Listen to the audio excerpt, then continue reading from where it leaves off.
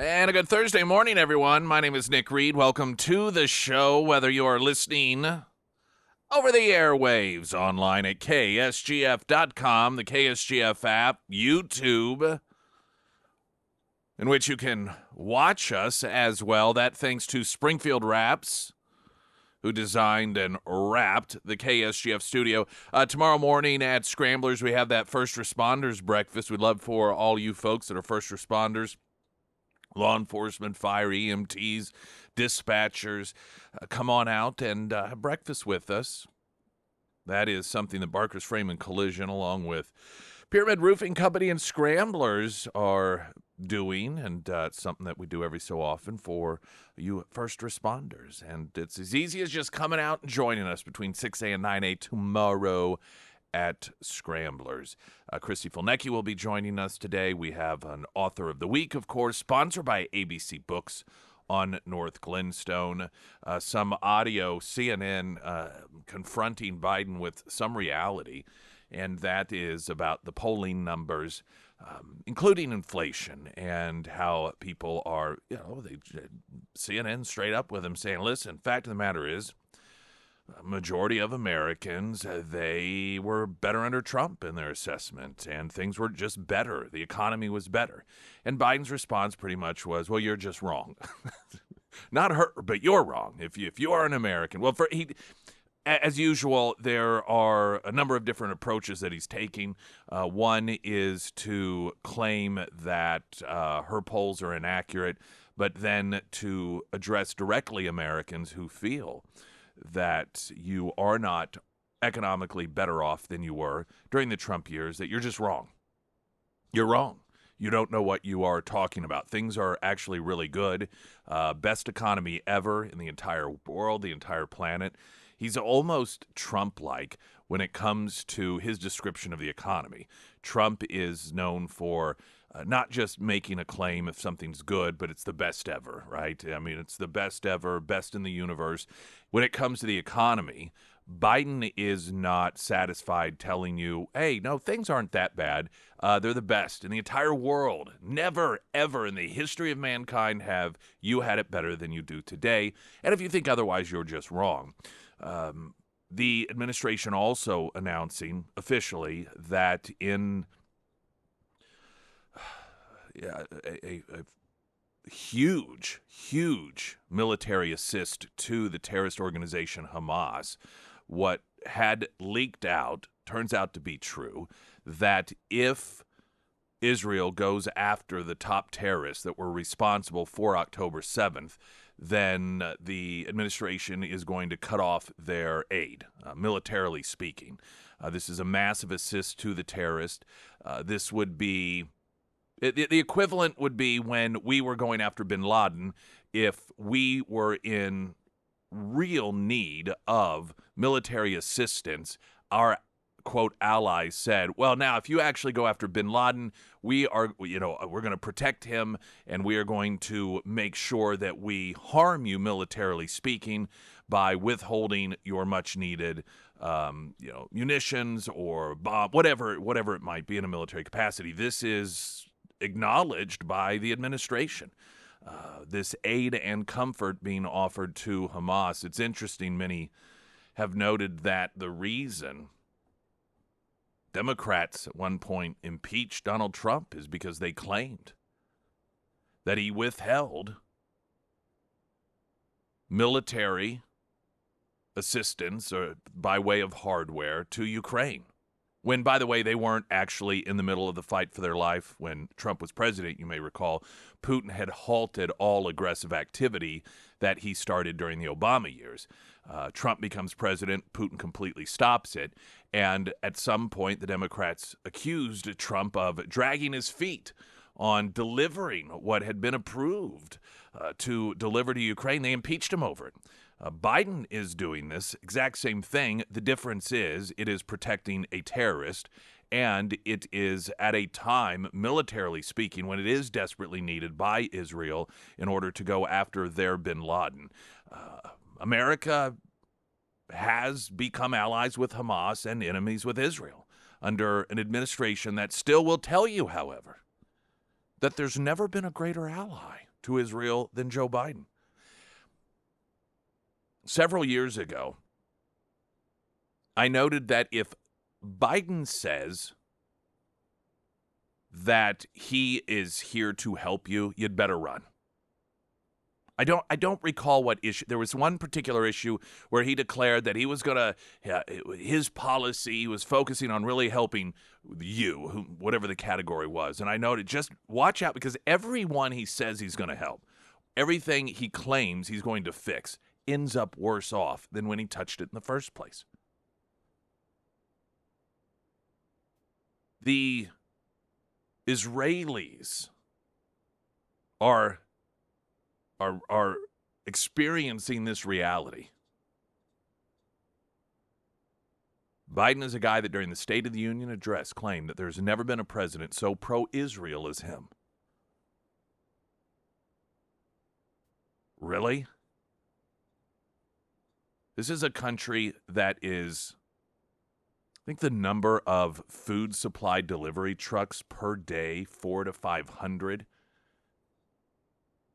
Yet we're still hearing about a famine that is occurring amongst the people in Gaza.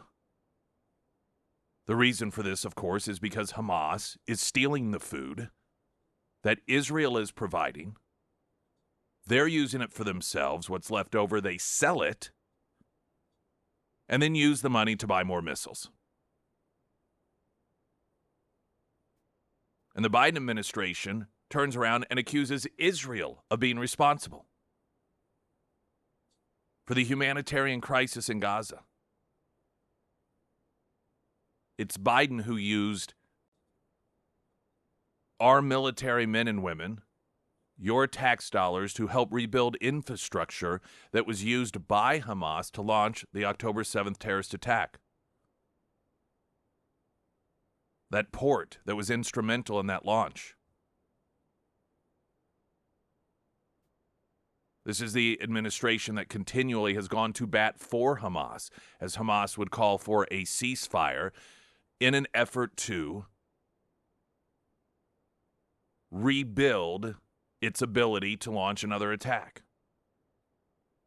It is this administration that is now offering aid and comfort to Hamas by way of cutting off much needed military assets to Israel if they go after their top terrorists. That is the most significant protection offered to the terrorist to this date. And it's coming from us. Biden with, if anything, you've got to get him credit for his consistency. Well, with his mouth portraying himself and claiming to be a great ally of, in this case, Israel, the consistency of betraying and working against the people that he claims he's there to help. Reagan used to, or once said, and of course it's been oft repeated, that, those scary words, I'm from the government, I'm here to help. On a micro level, I'm Joe Biden, I'm here to help. I'm Joe Biden, I'm your ally. Those words are very, very frightening to the recipient. Springfield's Talk 1041, latest news update.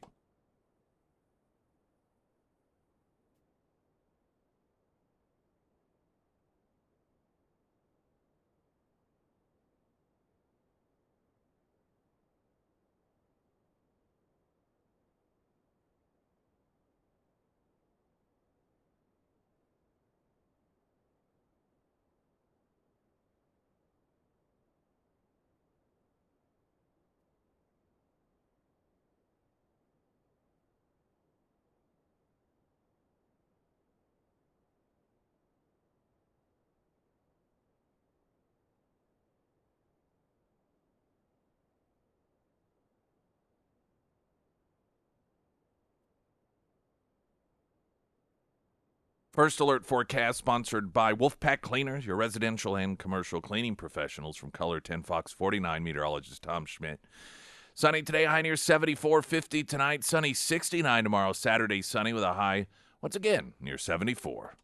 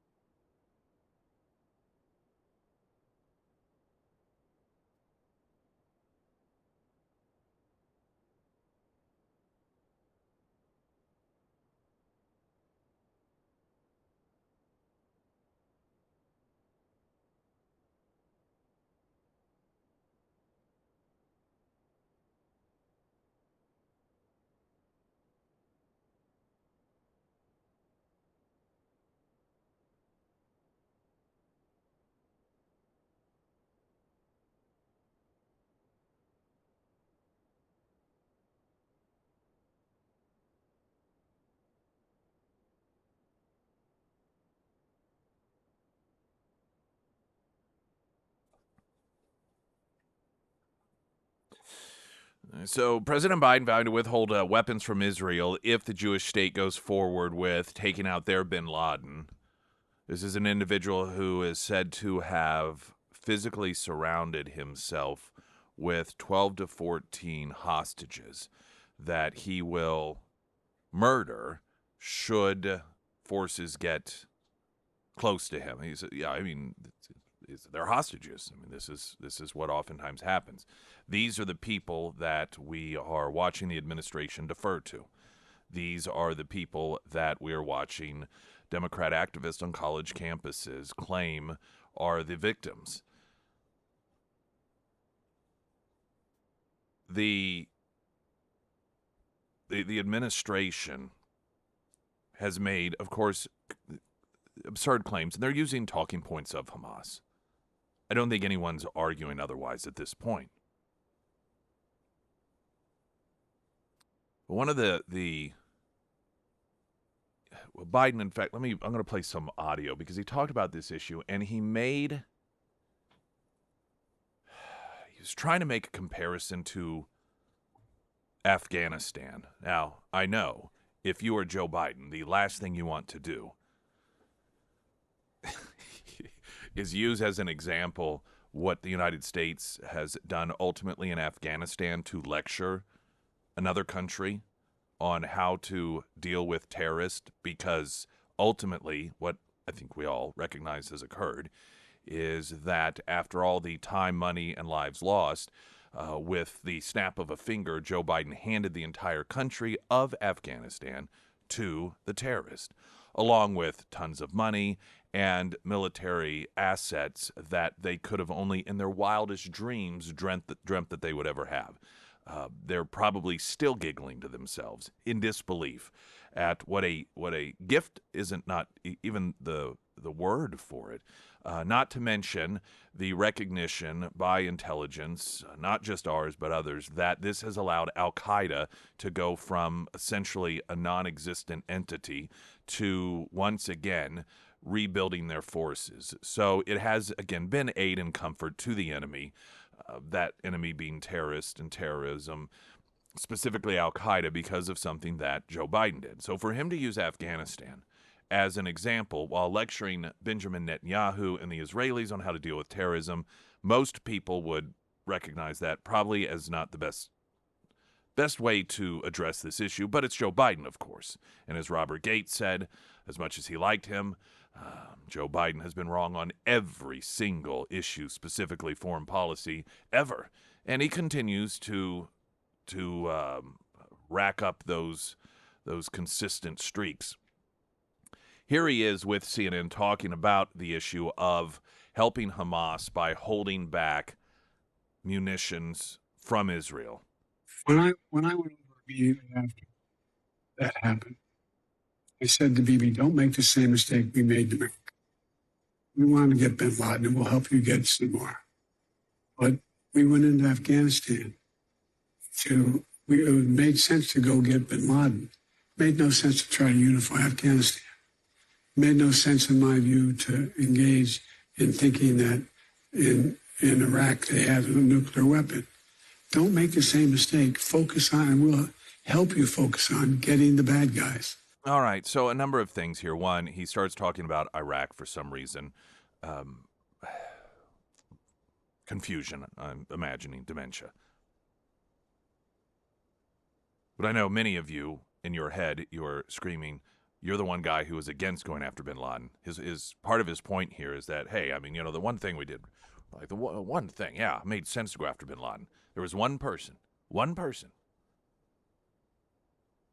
out of all of the advisors, like everyone, like, yeah, obviously, when that moment came, hey, we know where he is. We've done this, the DNA testing, and we know where bin Laden is. Okay, all right, we're going to go get him, go around the room. Everyone's like, well, yeah, of course. Joe Biden was one guy that lobbied on behalf of bin Laden, saying, no, we should not go after him. That aside, this is exactly what Biden is preventing Israel, or attempting to prevent Israel from doing. Their bin Laden is in Rafah. This is the place that Biden is saying don't go in there. This is where he is. The only way to get him without going in there is to just start dropping bombs everywhere, which of course would do what? Increase the number of civilians that are killed. This is the lunacy and schizophrenic approach of this administration.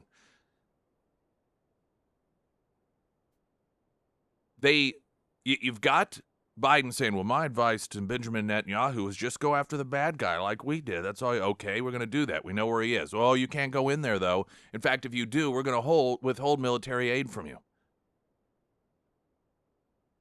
Okay, well, I guess if we can't go in there, we can still drop bombs on them. Well, no, you have to explain to us how you're going to go after him without harming civilians, or at least with diminishing the likelihood that you're going to harm civilians.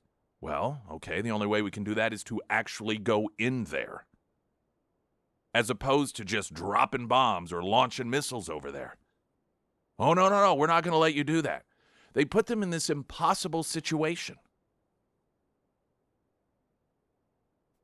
An absolutely impossible situation. It's almost taunting.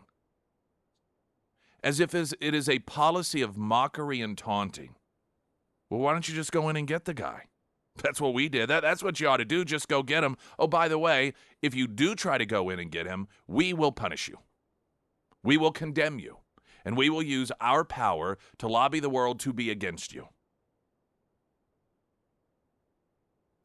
This is, of course, if the person sitting across from Joe Biden had any sort of sense about him or herself, would have made this point. It's very simple. It's not overly complicated. When the president says his advice to Israel is just go after the head guy, go after their bin Laden like we went after bin Laden, well, that's what they're trying to do. They know where he is, but you're saying they can't go in there. So what are they supposed to do?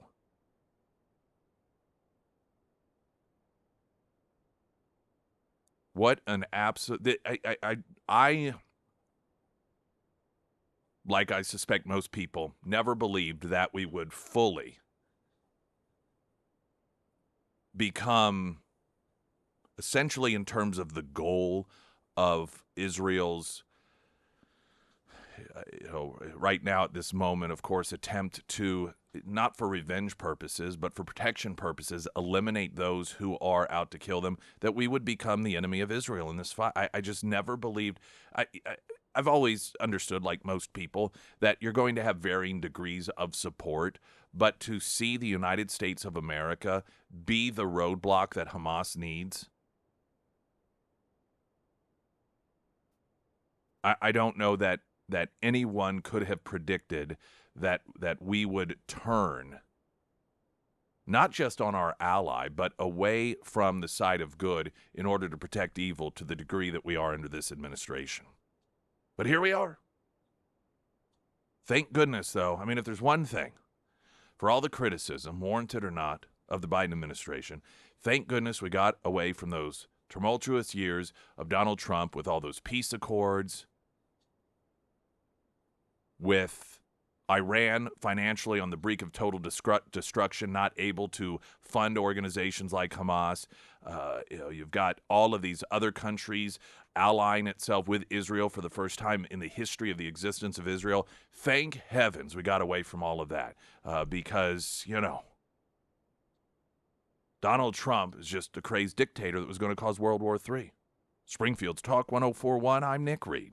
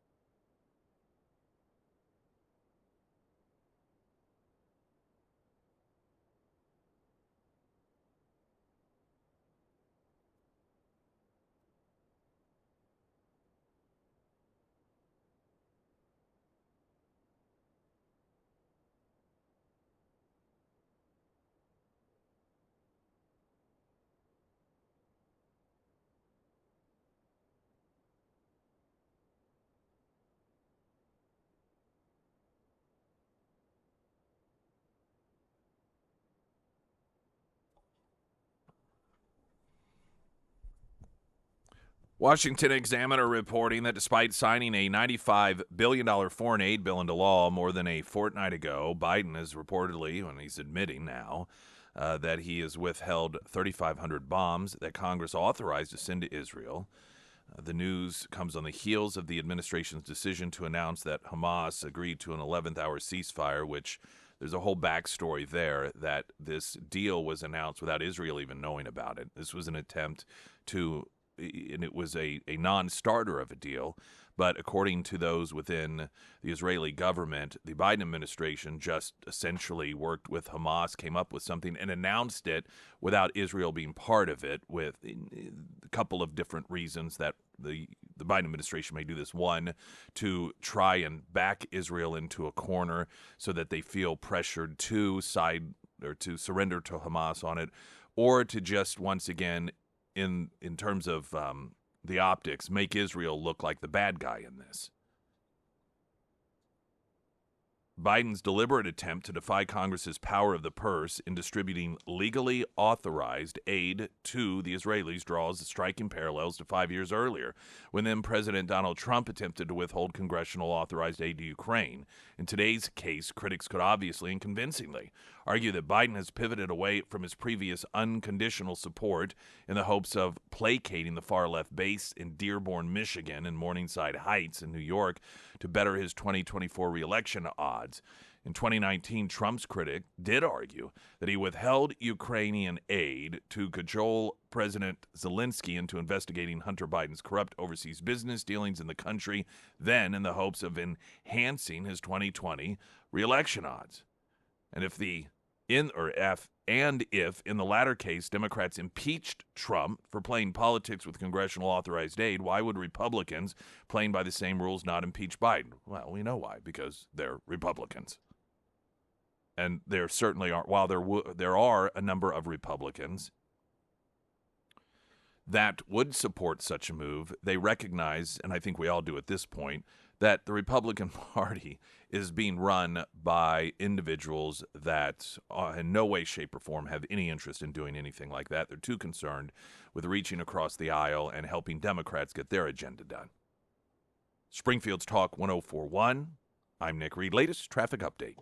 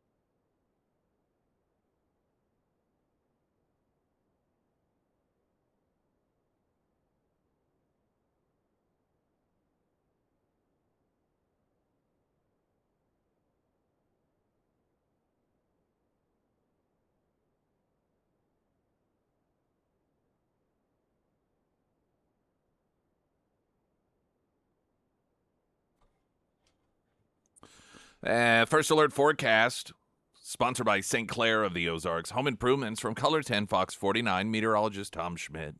Sunny today, high near 74. Clear 50 tonight. Sunny 69 tomorrow.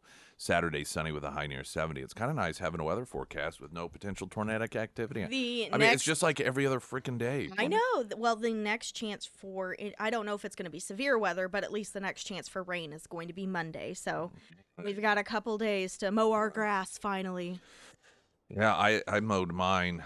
Despite there were some areas of the lawn, low-lying areas that weren't puddled, but they were still they're wet. Well, I suppose that they were puddled to some degree.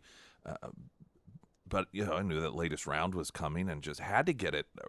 It's just so tall. It's very lush. I'll say my lawn is looking better than it ever has this time of year. So I suppose there is some upside to it. But having a forecast that extends 2 days out and not seeing thunderstorms in it. I know. It's like, what do we do with ourselves? Yeah, it's almost unrecognizable. I want a great homeloan.com. All of your home loan needs. The Carricker team is available to you, not just at the point that you are ready to pull the trigger. That's a big decision to make. And there are always a lot of questions. Is it the right time? When it comes to refinancing, is it smart to refinance when I have such an attractive rate right now and it's going to go up? May seem like the obvious answer is no, you don't want to do that. That may not be the best thing for you depending on your situation. You have questions because that's not necessarily your area of expertise, but it is for the Carrickers, and that's why you need to utilize them for those resources. They are there to provide you with that help. That doesn't cost anything for you to get that information. All right. Any sort of payment they receive comes if you decide to go through with refinancing or you get a home loan. But getting all of the information, having them do the work and provide you with what information is necessary to help make that decision that is going to be best for you, that's something that they just do. And they do it very well. iwantagreathomeloan.com. That's where it all starts. That's the website. So you can visit it. It's what I did. It's how I got mine. There is a component to the Democrats' attempt to imprison political opposition that is, for the first time, being discussed, and that is, if they are successful, what this will do to an already anemic at best economy, one in which the American people are really struggling, and that is to devastate it. If you notice, countries that have people in power, that political opposition, that imprisoned political opposition, they really don't have great economies. They just don't. There's good reason for that. And you can recognize that reason when you start to evaluate the real possibility of this. Business Insider has a piece here, Fox Business rather, U.S. economy at risk of becoming banana republic if Trump goes to jail, according to ex-White House economist. And again, this isn't anything that takes a real brainiac to figure out. You don't even have to know why to know that it just is this way. Again, you look at the landscape. Look up any country, past or present, that is a banana republic, that has imprisoned political opposition. And I'm not talking about some political figure that is caught taking bribes, or some political figure that isn't really relevant in the scheme of things ultimately in terms of the direction of a country. I'm talking about when you have somebody in power and somebody is running against that person in power, and that person in power's grip on power is in danger of being lost to that person, and then they decide, oh, we're going to put you in prison or attempt to put you in prison. That's what I'm talking about. You look at any country that has ever done that or currently does that, their economies are crap. The third world countries. As Americans' macroeconomic story has slowed quite considerably over the past year, one former White House advisor is warning that about the big risk to financial stability. Quote, I really think if you look at the case in New York, that the judge is being so Democratic, unconstitutional, is ruling against President Trump. It really looks like there's a conspiracy to put him in jail, to put him behind bars, according to former White House Council of Economic Advisors Chairman Kevin Hassett. Quote, and if President Trump is in chains going to Rikers Island, then would you want to buy a U.S. Treasury the next day? U.S. gross domestic product, GDP, the broadest measure of goods and services produced across the economy, grew by only 1.6% on the annualized basis in the 3-month period from January through March, according to Commerce Department. It's marked the slowest pace of growth in 2 years, despite, of course, Biden claiming that we have the single greatest economy ever in the history of mankind. After posting the subpar growth momentum, stock investors went into selling mode. Hassett said, the thing I'm really worried about short-term risk for the economy, is that the Democrats are serious in this lawfare. And if they actually succeed, then imagine. It's like we become a banana republic the moment they take them to Rikers. And I just can't imagine what happens to Treasury markets that day. Markets will take note, he argued, of potential jail time for Trump, and it'll be one of the bigger market effects that we've ever seen. Yields go way, way up. Equities go way, way down. If you're a Swiss investor and you're thinking, should I buy a U.S. bond, and you see Trump going to Rikers on ridiculous charges, right? Then you're not going to want to buy the bonds. And this isn't the first recognition of this. And while some people may try to rationalize that, well, that won't happen. That's not going to happen. I would again say, look at the landscape, look at history, and tell me what country above third world status is a country that has its political elites imprisoning its main political opposition. They don't exist. They're all, economically speaking, bottom of the barrel. And a lot of that is because of consistency.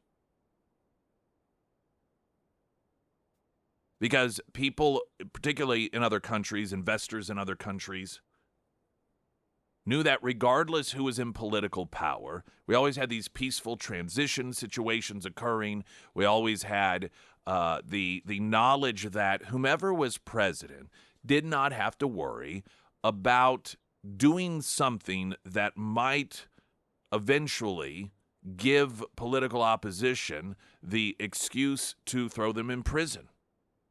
You would not have these massive upheavals occurring. So there was that stability recognized of the United States, and that is being ripped away.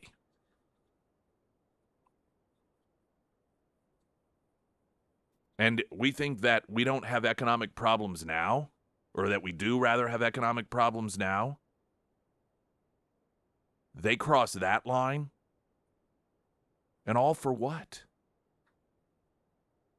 You know, this is the insane sickness of allowing, and there is an insanity level here. When you really boil down to it, Bill Maher was having a conversation. I think it was Jerry Seinfeld on Bill Maher's podcast. And he was noting that, and he hates Trump. He thinks Trump's awful, horrible. His only problem with the Justice Department is that he genuinely feels that they haven't gone after Trump hard enough. But he said, you know what? If Trump gets elected, I'm not going to freak out like last time. He talked about, because my life's not going to really change that much. This is the crazy thing about in what I've noted, particularly amongst the uber wealthy. They don't really, their lives don't really change one way or another. They're screaming from the rooftops about end of democracy as we know it is just because they emotionally hate Trump. Their lives also don't change in any meaningful way other than their own emotional reaction when Biden is in office. This is one of the reasons that they support him, just because they hate Trump, but they aren't negatively impacted, economically speaking, like average Americans are. So they can afford to campaign for, support, and hopefully, in their minds, get Democrats in power. It doesn't affect them. It just makes them feel good. Economically, they're ultimately fine one way or another.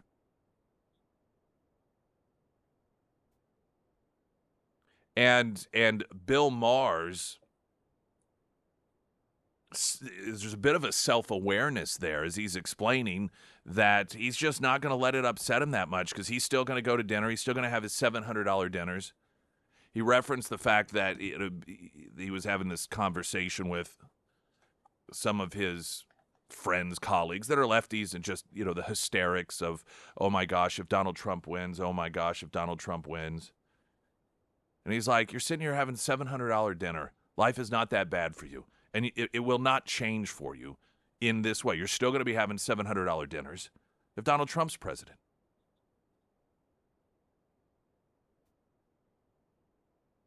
And you look at that, and that is a recognition of reality, that this hysteria that you hear on the left, it really truly is all in their mind. They have created this insane boogeyman that doesn't exist.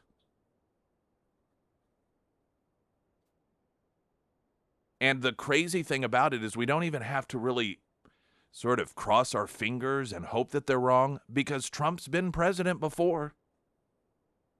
And all of the horrific things they claimed were going to happen when he was president before didn't happen. In fact, the opposite happened. The most stable world peace that we'd seen in many of our lifetimes, the greatest economy we'd seen in many of our lifetimes, the most secure border we'd ever seen in many of our lifetimes. The economic gap between the rich and the poor closing to a degree that it had not for decades. The people who benefited the most significantly when it came to the economy under Trump was lower class, followed by middle class. So in other words, the rich didn't get richer and the poor didn't get poorer. It was the opposite. The rich didn't necessarily get poorer, but the rate of success for the lower class increased at a higher rate than the rich did. Everything that they claimed horrible was going to happen didn't. He wasn't imprisoning a journalist. He wasn't throwing political opposition in jail. All the things that, of course, they in their minds freaked out over that would happen under Trump happens under Biden. It really is quite a psychological condition. Springfield's Talk 104.1. I'm Nick Reed.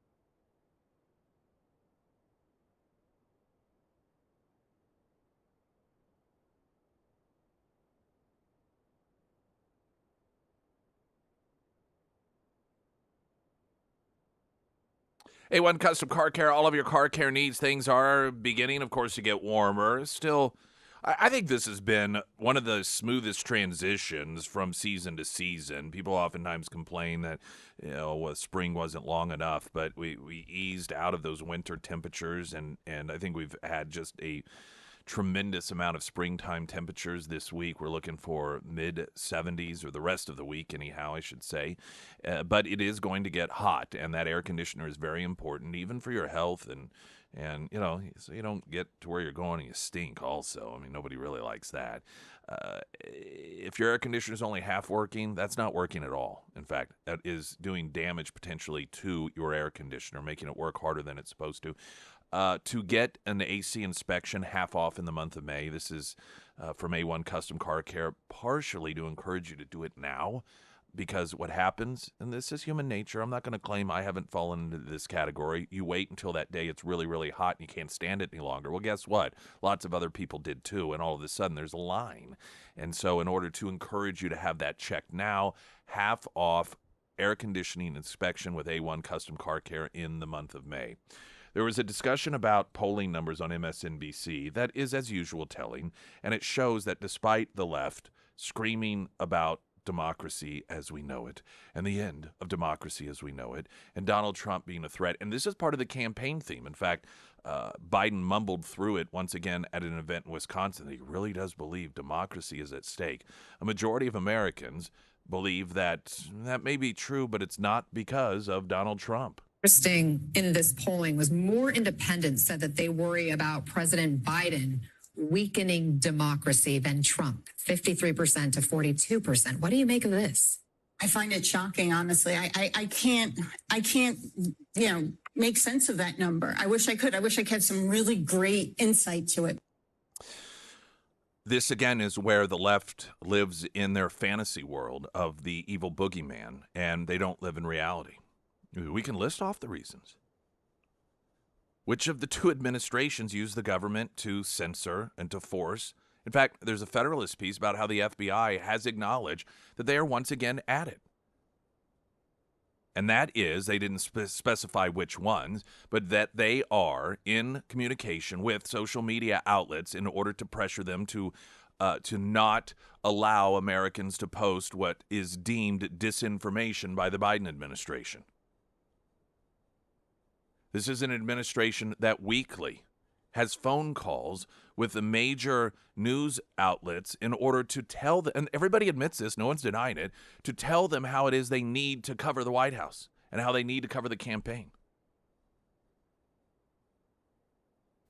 People recognize there is also a difference between Americans that went in and committed acts of violence on January 6th that should be punished for that versus some of the people who just, elderly people who went in after police opened the door and waved them in, that this administration is sending SWAT teams into their homes and then putting them in prison for years.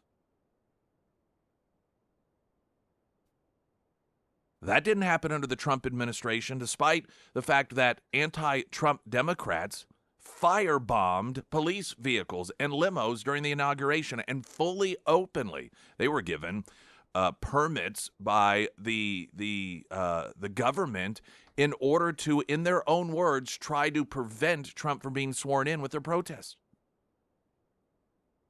And do you know what the Trump administration did to those thousands of activists that tried to do that? Nothing. Did not round them up, did not imprison them, did not charge them with sedition, did not go after them for insurrection. Not to mention, currently, the administration trying to imprison the main political opposition. And MSNBC, we don't understand why people think that Biden might be more of a threat to democracy than Trump, really? Also, this is the same network that pitched a fit when MSNBC announced that, or NBC, that it hired Ronna McDaniel, who was going to give, or at least was supposed to give, that insight. But they all pitched a fit and all boycotted her to the point that she was fired.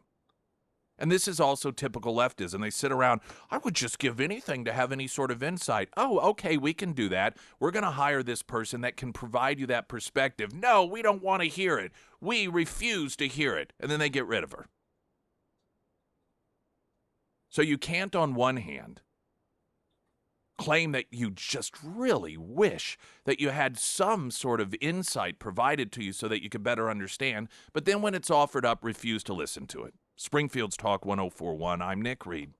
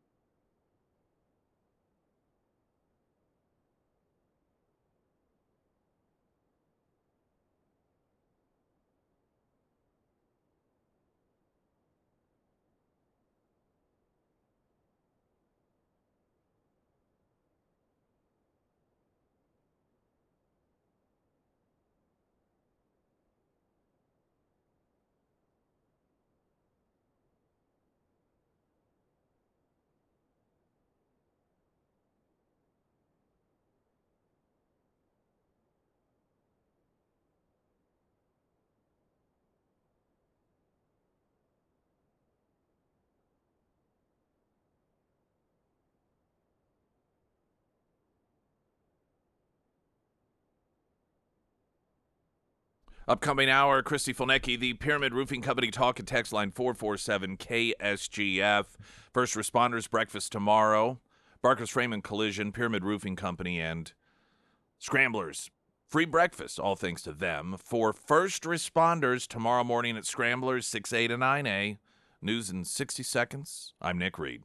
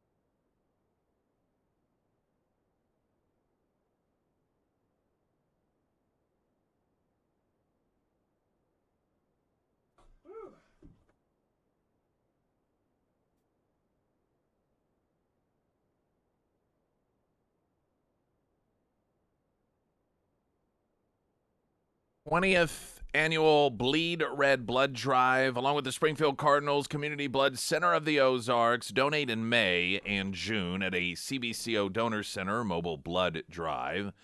And you'll get 2 tickets to a Springfield Cardinal game and a custom baseball shirt. Also, at KSGF.com, you can get registered to win a pair of tickets to see Barry Manilow live in concert Saturday, August 24th, Great Southern Bank Arena. And you can also register separately via text if you'd like. So you got 2 ways to enter. KSGF.com and by texting the Pyramid Roofing Company talk and text line. You text the word Barry, Barry, to 447-KSGF, and that will also get you registered for that. Wilder RV, check out their site. I know a lot of you did yesterday. I talk a great deal about them. In fact, I'm going to be over in that area today in Clinton, Missouri, and you think to yourself, that's just over an hour on 13. People drive from all over the country specifically to purchase their RVs, Wilder RV. And incidentally, they also do maintenance. I should note that for those of you who have an RV, or if you're thinking about purchasing one for the first time and you're like, well, who works on them? They do that as well. Family-friendly deals starting at $165 a month. That is the cost for a nice hotel room for one night. And I mention that because many people think, well, I can't afford an RV. But what better way to take weekend vacations with the family for $165 a month? And of course, you're putting money into it, and then you own it, and you've got that equity built into it as well. So it's just something that I think a lot of people don't think about because they figure it's out of their price range. But for $165 a month, having that family-friendly RV, and of course, they've got a whole array, which is one of the reasons that people travel from all over the country. WilderRV.com. You can check them out. They're very transparent with pricing, financing, and everything, including inventory on the site. So you can check that out before you head up to Clinton, Missouri with Wilder RV. We're going to chat with Christy Fulnecki in mere moments. First, though, the latest news update.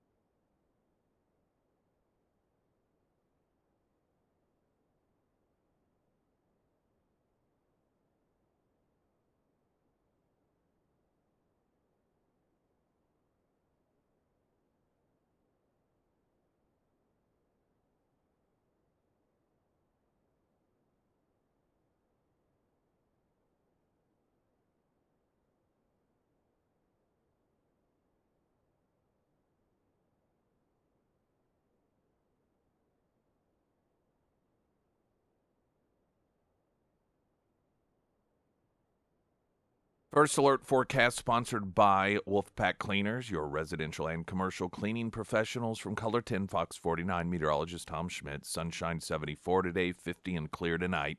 Mostly sunny 69 tomorrow, Saturday sunny, high near 74. And Christy Fulnecki with us. Good morning, folks. How are you doing? Doing just fine. How about you? Doing great. Well, that's Went just to, fantastic. You were New in Orleans. New Orleans. They've got this 2 weekend, 2 week. Is it 2 weeks or 2 weekends? 2 weekends. And Thursday to Sunday. Rolling Stones performing? Yeah, they Yeah, performed okay. last Thursday night. Right. So We didn't go to it. there's crap tons of performers that occur Oh, there. yes. So who did you see? Okay, so well, I made a couple wrong choices, but I did love Earth, Wind, and Fire. Oh, were they just So- fun? Oh yeah. And they have 3 original members. And I mean, How they many can members still are dance. there? In I my don't mind, know. there's always like 80. That's right. And they can still dance. I mean, they must be, 70s or 80s at least. But when September and some of those other songs, the older songs came on, I mean, the crowd was jamming. I don't know how many people were there, but at Jazz Fest, I think there are 500,000 people that go there. It's on the fairgrounds in New Orleans. So I saw them, and at the same time, Trombone Shorty, he's pretty popular down there, a musician, and then Bonnie Raitt was playing. Oh, There are a bunch okay. of, at the same time, that sometimes they'll have great musicians play at the same time. And then I always go to the gospel tent. That's super fun on Sundays. So it's like go to church. Yeah. sure. Go to church at Jazz Fest. So those are the only artists you saw? Well, 'Cause there's no, still I many. saw. So Foo Fighters was playing at the Oh. same time as is that Hoser?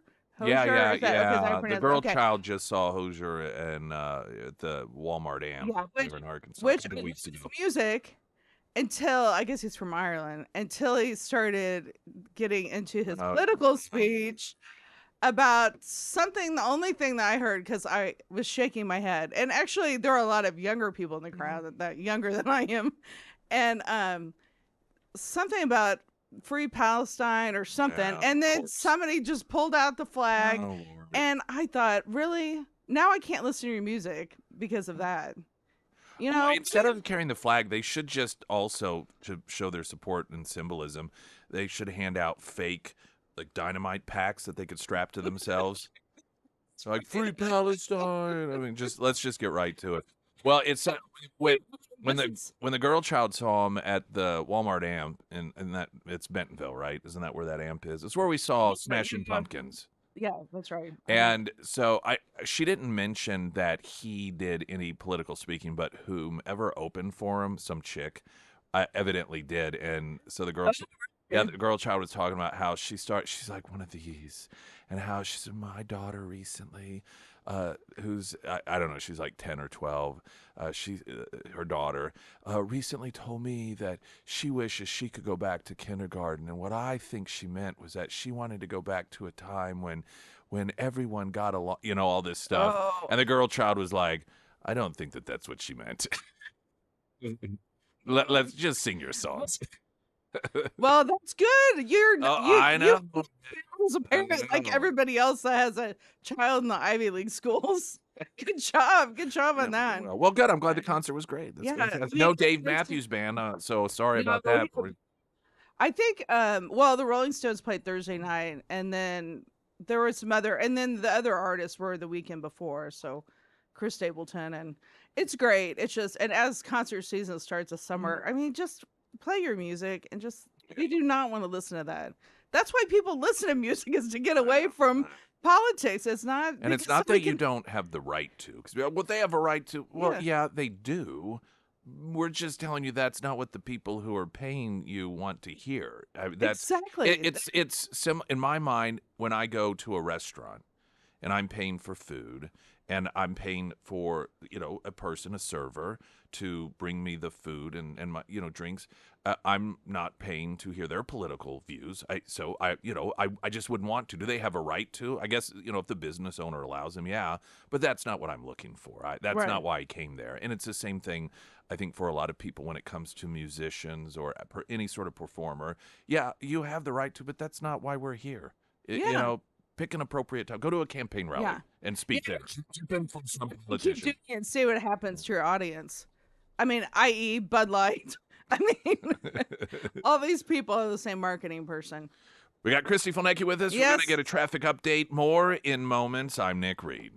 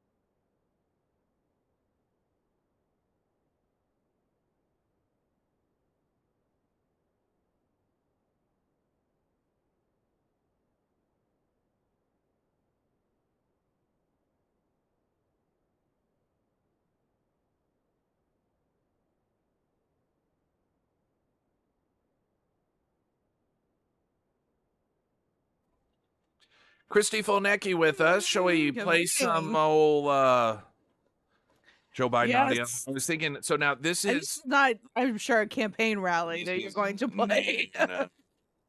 this is Basic survival. this is a sit down with CNN. And I don't know. I was thinking, how are we going to play this in its entirety or stop every so often? Because there's a lot here to unpack. Okay. When you talk about the economy, of course, it is by far the most important issue for voters. It's also true right now, Mr. President, that voters by a wide margin trust Trump more on the economy. They say that in polls. And part of the reason for that may be the numbers. And you're aware of many of these, of course. The cost of buying a home in the United States is double what it was when you look at your monthly costs from before the pandemic. Real income, when you account for inflation, is actually down since you took office. Economic growth last week, far short of expectations. Consumer confidence, maybe no surprise, is near a 2-year low. With less than 6 months to go to Election Day, are you worried that you're running out of time to turn that around? We've already turned it around. Look at the Michigan survey. Where 65% of the American people think they're in good shape economically. They think the nation's not in good shape, but they're personally in good shape. The polling data has been wrong all along. How many, you guys do a poll with CNN, how many folks you have to call to get one response? The idea that we're in a situation where things are so bad, the folk that, I mean, we've created more jobs. We're in a situation where people have access to good paying jobs. And the last I saw, the combination of the inflation, the cost of inflation, all those things, that's really worrisome to people with good reason. That's why I'm working very hard to bring the cost of rentals down, to increase the number of homes that are available. Well, let me say it this way. All right, so let's pause here for a moment. Yeah. This is the typical approach. I mean, she lays out all of this, and he essentially is like, "Well, that's not true. We've turned it around. We've turned it around." Delusional.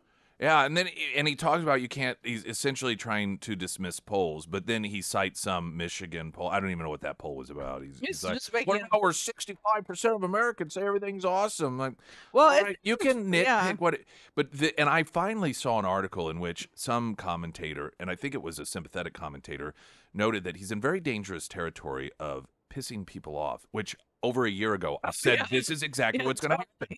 It's like calling customer service when you have a problem with a product or a service, and then customer service telling you, no, you're wrong, everything's fine. That does not help. It makes you even more angry. And to run around telling Americans that they're wrong, that everything's just fine, not only that, it's better than ever, it doesn't make it. You're not talking about some issue that isn't necessarily having a direct impact on people. You want to talk about Ukraine. Yeah, right. And you get out there and you can make claims that aren't necessarily true. Yeah. You can use rhetoric. And people might not know. Yeah, Yeah. and so you're swaying people, but you're talking to the victims, right? You're talking to the people who are directly affected by the economy. So you cannot tell them, no, you're fine. Everything's fine. When they're not. All it does is make them even more angry. And somebody told him to say that, but if he's working hard to do all this, please stop working hard. The video, That's what he said. You should see the visuals of it as she's reading off all of the facts about how bad things are. He has his mouth sort of gaping open slightly, and he's just like, I was surprised he was even able to respond in the context of what she was saying, because it looked like he was clueless. It was more of his continued answer. Started this administration, people were saying there's going to be a collapse in the economy. We have the strongest economy in the world. Let me say it again, in the world. Say Although it as much as GDP you last want. week was far short of expectations. Look, GDP's No, it wasn't. Yes, it was. It's just like, no, it wasn't. Yes, it was. That's like when you catch your child lying. I mean, I guess that's an approach. No, it wasn't, and then just move on. It's no. Okay. That's who he Still- is. look at the response of the markets. Overwhelmingly positive. Overwhelmingly positive. And one of the reasons why people feel good about it, not being as strong as it was before is they believe that the Fed's going to respond. They hope they're going to get a rate cut. Yeah. Well, but I mean, no president's had the run we've had in terms of creating jobs and bringing down inflation. It was 9% when I came to office. Okay. Again, What? it was 1.4%. I mean, now, and this is where she really should step in and say, I mean, when she noted that GDP growth was not anywhere near what it was expected, and he's like, yes, it was, or she said it, whatever, and she didn't stop him from that. But this is just factually not Why true. are they treating him like such a baby? Like, if this was Trump, that would be all over him. Well, he poops his pants. That's right. You know, you act like a baby, you get treated like a baby. But to claim that when he took office, interest rates were 9%, no, they were not. They were What is he talking 1.4% in December and January. So it's not like, it was, really, really high and then all of a sudden dropped drastically or something. It was consistently low, and he was handed a 1.4% interest rate, which is, of course, when it began to raise, they started to, claim, well, this is just, transitory, that's all. And, then, it's only going to be a year. And, of course, it's gotten out of control. But this absurd claim, but here's the deal also, and you just don't know when you're dealing with someone who has dementia or whatever the clinical diagnosis is. Does he, I don't know if he knows that. I don't know. Does he really think that interest rates were 9% when he took office, or is he just lying? Well, or he's been saying the same thing for 30 years, that this is like his pitch. Oh, we've created all these jobs, and so he keeps repeating it. And I hate that when liberals say that. Oh, yeah. Yeah. The jobs you created were in the federal government, not in the private sector. Well, and we should note, I know many people know this too, the jobs he's talking about is just simply people that were allowed to go back to work to the jobs that they already had, but the government closed down, said you can't go to work and so forth, and so those are those jobs. In fact, there was an analysis done of the first 3 years of the Trump years and Biden years, excluding the COVID-related jobs, excluding the jobs that were there where people were just going back to work, and the number of jobs actually created were 3 times under Trump what they had been under Biden. That's not surprising. People have a right to be concerned. Oh, thank you. Ordinary people. The idea that you bounce a check and you get a $30 fee for bouncing a check, I change that. Can't charge more than $8. Or your credit card, your late payment, $35. I mean, there's corporate greed going on. Yes, that's got to be dealt with. That's the problem. I love this. What? So you have credit card debt higher than it's ever been. You have an increased number of people that are bouncing checks because they can't afford things like they did once before because of this economy. So his solution is, well, I told the banks that they can only charge you $8 instead of $30 for a bounce check that is occurring because of my economy. So don't you worry, folks. I'm taking care of you. So sad. So sad. And this is our president. Yeah, there's more. We'll take a break and some couple of different Biden. Yeah, inspiring, isn't it? Yeah. I mean, I don't. Thank goodness once again Donald Trump is not president of the United States. Mm-hmm. Yeah.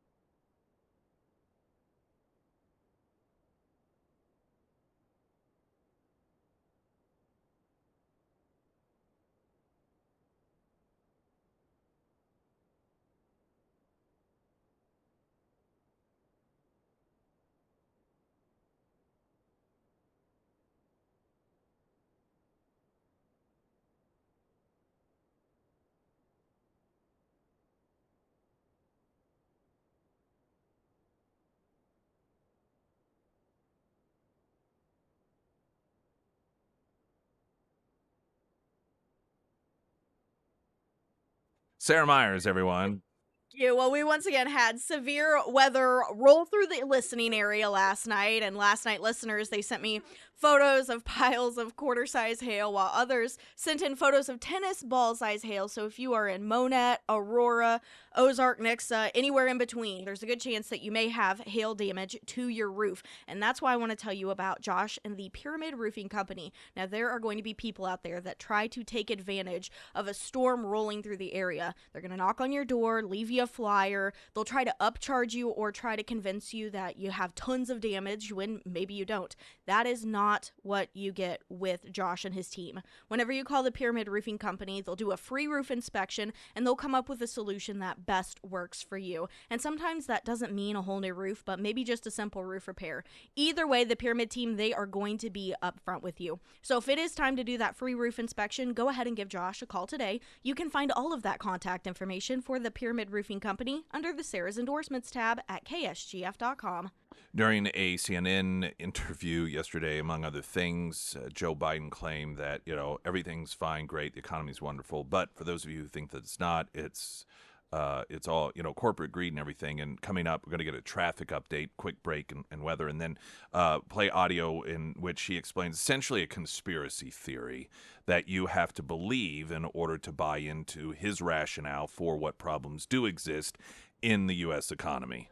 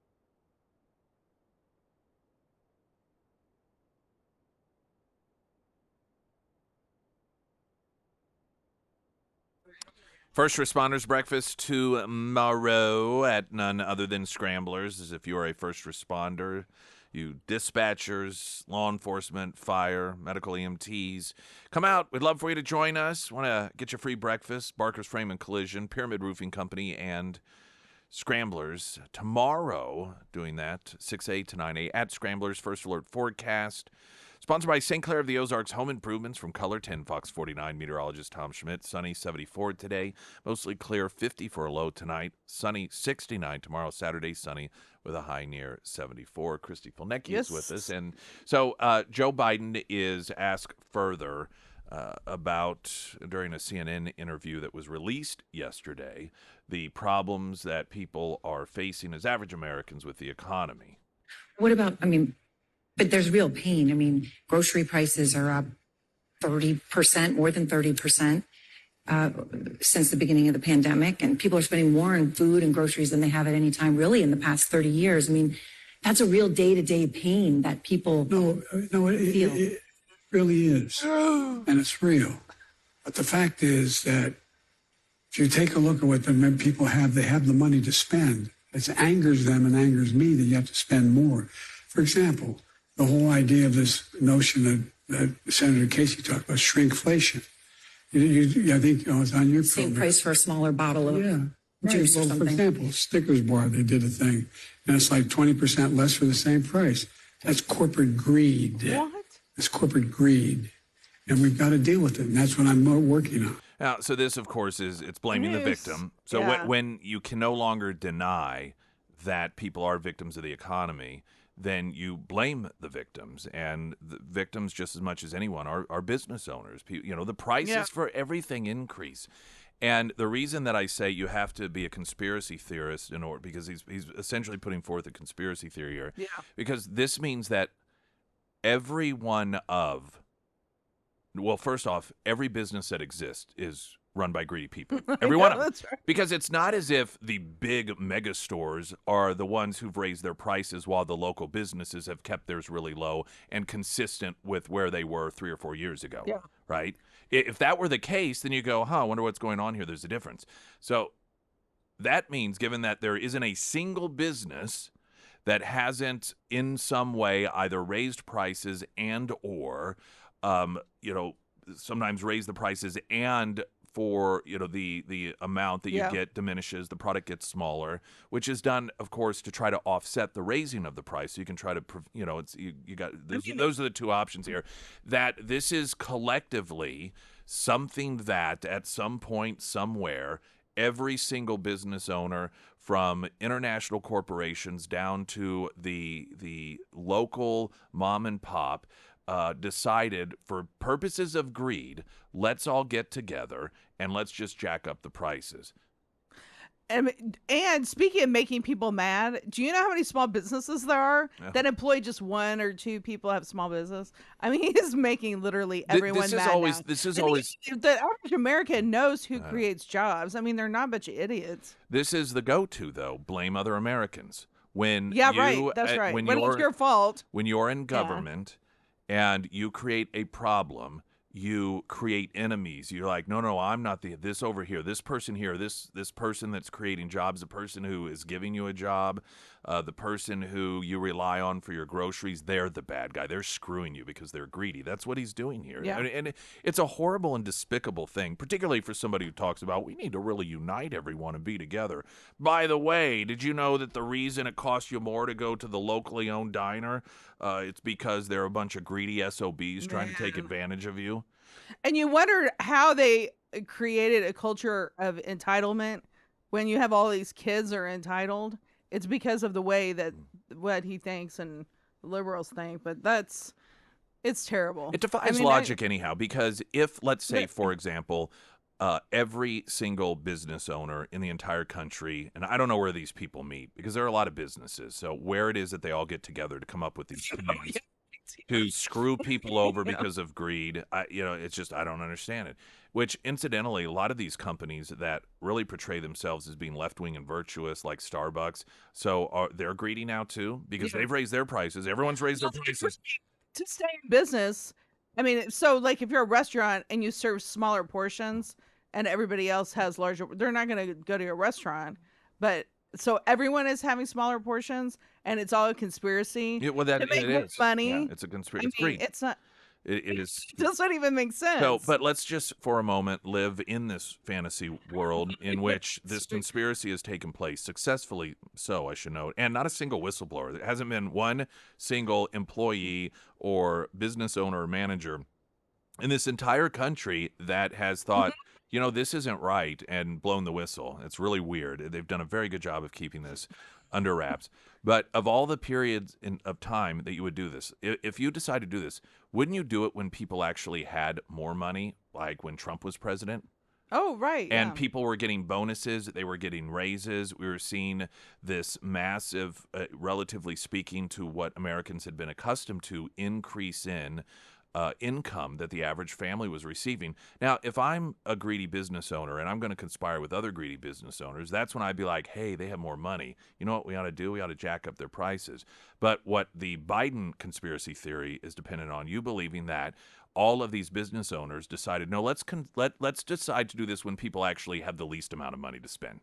I know. Yeah, that's right. does that make sense? You know, it's like Or somebody. you just keep all the money. It's like and you don't. it's like having the brilliant thieves that, you know, they're like, all right, we're going to score really big, and we're going to really bankroll ourselves, and instead of robbing homes that are multi-million-dollar homes, they go to the crappy end of town, and no, that's not that you're not doing it right.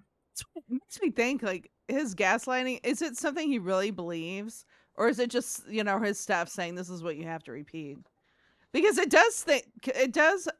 do have to think and have some thought to come up with this conspiracy theory. So did he actually think about this himself, or is his staff telling him? I don't know. It's just amazing to me. But the whole interview is pathetic.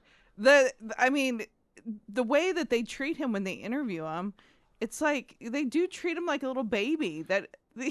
Here's a remark. I don't want to make you mad. Here's a remark during the interview he made about Donald Trump. Seriously, just like they did January 6th. The guy is not a Democrat with a small d. So he's referring to Trump here, and he notes that he's not a Democrat with a small d. He's not a Democrat at all. He's a Republican. And it keeps getting worse. And then finally, there's more. Oh yeah, now this is getting better and better. Yeah, this is at a different event. This is in Wisconsin, and we're off the economy at this point. And let's see, this is just story time. This is the part of his brain that tells stories about. Is this like sundowning, the same kind of thing? Now Here this comes Biden sundowning. He's telling us a story about. This isn't quite as good as People Ate My Uncle. This isn't quite as good as that, but it is equally untrue.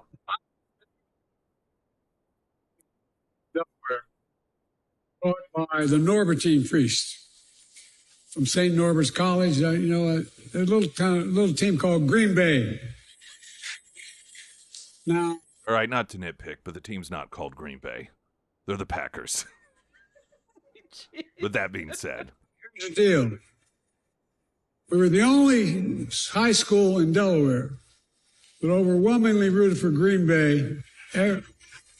Not a joke, I'll tell you why. Every single Sunday.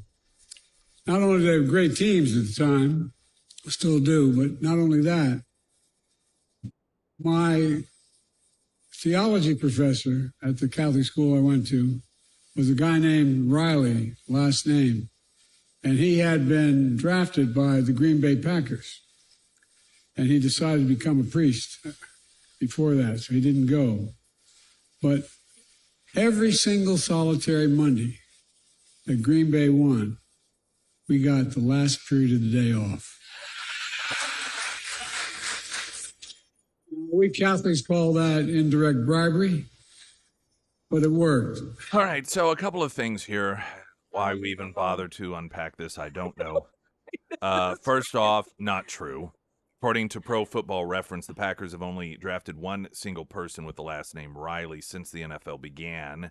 And it was University of Colorado quarterback by the name of Maurice Tex Riley was selected in the 202nd overall pick in the 22nd round in the 47 draft after his education was interrupted by World War II. So it's once again another story provably untrue.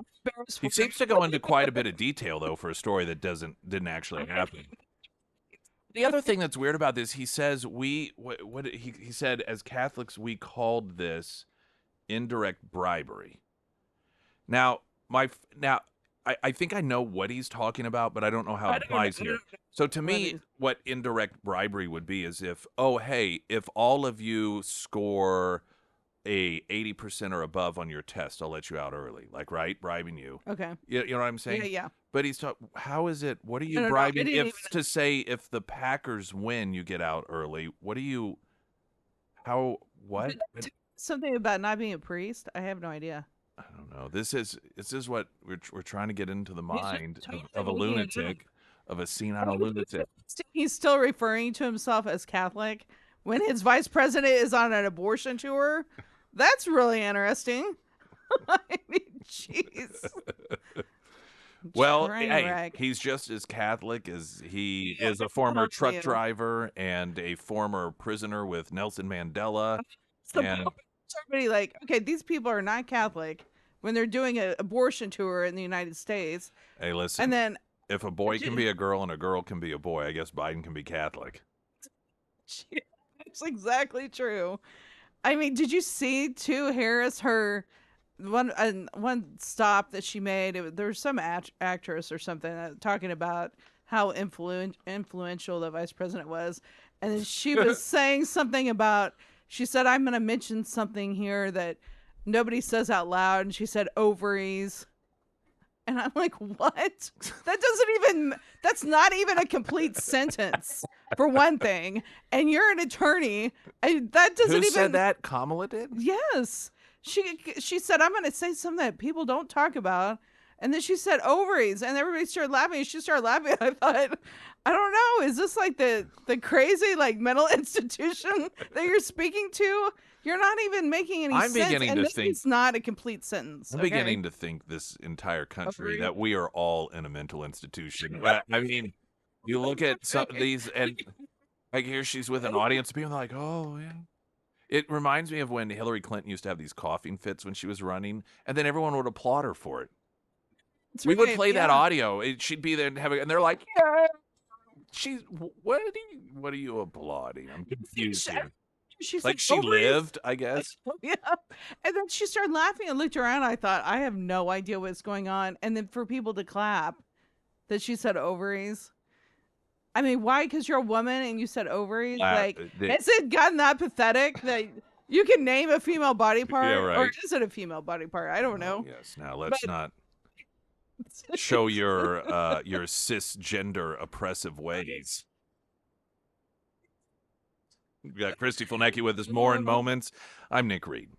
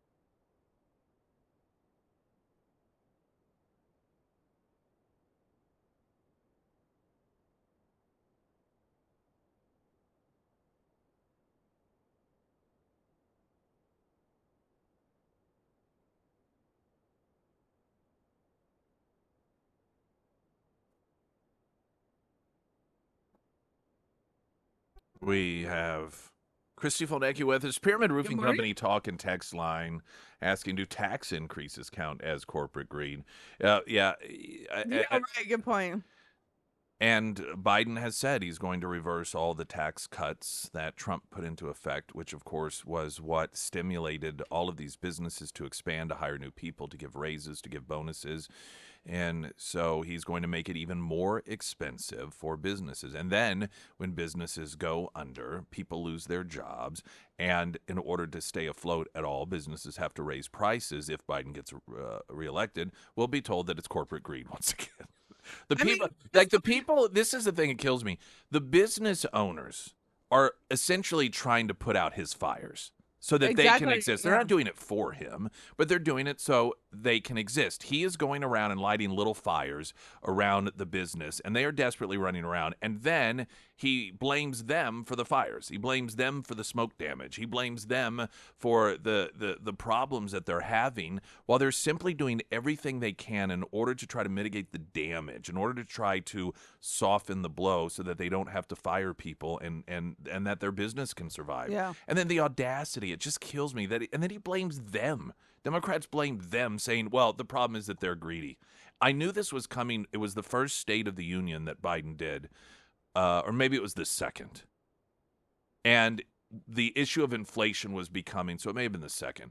It was becoming something that they realized they could no longer avoid. And he said that the answer was simple. You just lower your prices and pay your people more. And that's all you have to do. Oh, that's how it works. No, it's not. It's not? And I thought, No. I'm telling you, this is going to be an administration that is going to blame business owners, that everything is going to be their fault. They're going to cause the pain. And then while the businesses are, again, trying to put out these fires, they're going to be pointing the finger and saying that it's their fault those fires exist. Which is it's one thing to say, okay, Biden's doing this. It's another thing to say that there are Americans who actually vote for him and agree with this. And that is the scary thing, is that, he will convince, hopefully not a majority, but a lot of Americans that this is true. I mean, and that's indoctrination of the school system, is that capitalism is evil. And yeah, no, it's not our fault. I mean, I'm a business owner, and you have payroll tax. You have every place you turn, there's another tax, there's another form, you filled out the wrong form. And I mean, it's just almost impossible to be a business owner today. And then he's blaming it on the people that are creating jobs. It's pathetic. It's also why we continue, and we did once again this past year, and I forget what number we're at. We're way down the list of countries with economic freedom. We're not even any close to the top 10 anymore. And it continues to get worse. And you add on top of that things that average Americans can't help but have to purchase. And, when your stove goes out or your hot water heater goes out, and these new regulations making them much more expensive. And this is, once again, when you see these fundraisers that he does, you see these events with the Hollywood celebrities or these White House correspondence dinners with these people, they couldn't even tell you how much a hot water heater costs. They don't care. Yeah. It doesn't matter to them. Double the cost of it. It's irrelevant to them. It does not make any difference. And so this is what frustrates me. I think being so wealthy you don't have to worry about money is a fantastic thing. What bothers me, however, is when those people then try to get elected people into office that make it very difficult for the rest of us. Just because it doesn't affect you doesn't mean that you should vote in a manner and support people that make it more difficult for the rest of us. Yeah. That's where I have a real problem. Well, the liberals they're successful at what they wanted to do. I mean, if you look at the growth of the federal government and how the private sector is shrinking, the amount of people that have contracts with the government that make so much money, or like, I don't even want to say it was, but I was in a business yesterday that contracts with the government. I was like, man, they have a nice office, and they have, well, yeah, because they're getting all this money from the government, and you have all those jobs, and you have so many people dependent on the government, that the private sector, it's almost impossible to compete with the federal sector. And so, I mean, they're accomplishing exactly what they wanted to. And so do Republicans even have it in our platform about smaller government? I mean, that's just not just a saying, that's protecting the small business owners. So, I mean, I don't know. I just hope he doesn't get elected. Speaking of, and we'll get final traffic update of the hour in here. Breitbart has a piece, Meet the 11 Republican Heroes Who Stood Up Against the Swamp. And one of our own is named in the 11. That next. I'm Nick Reed.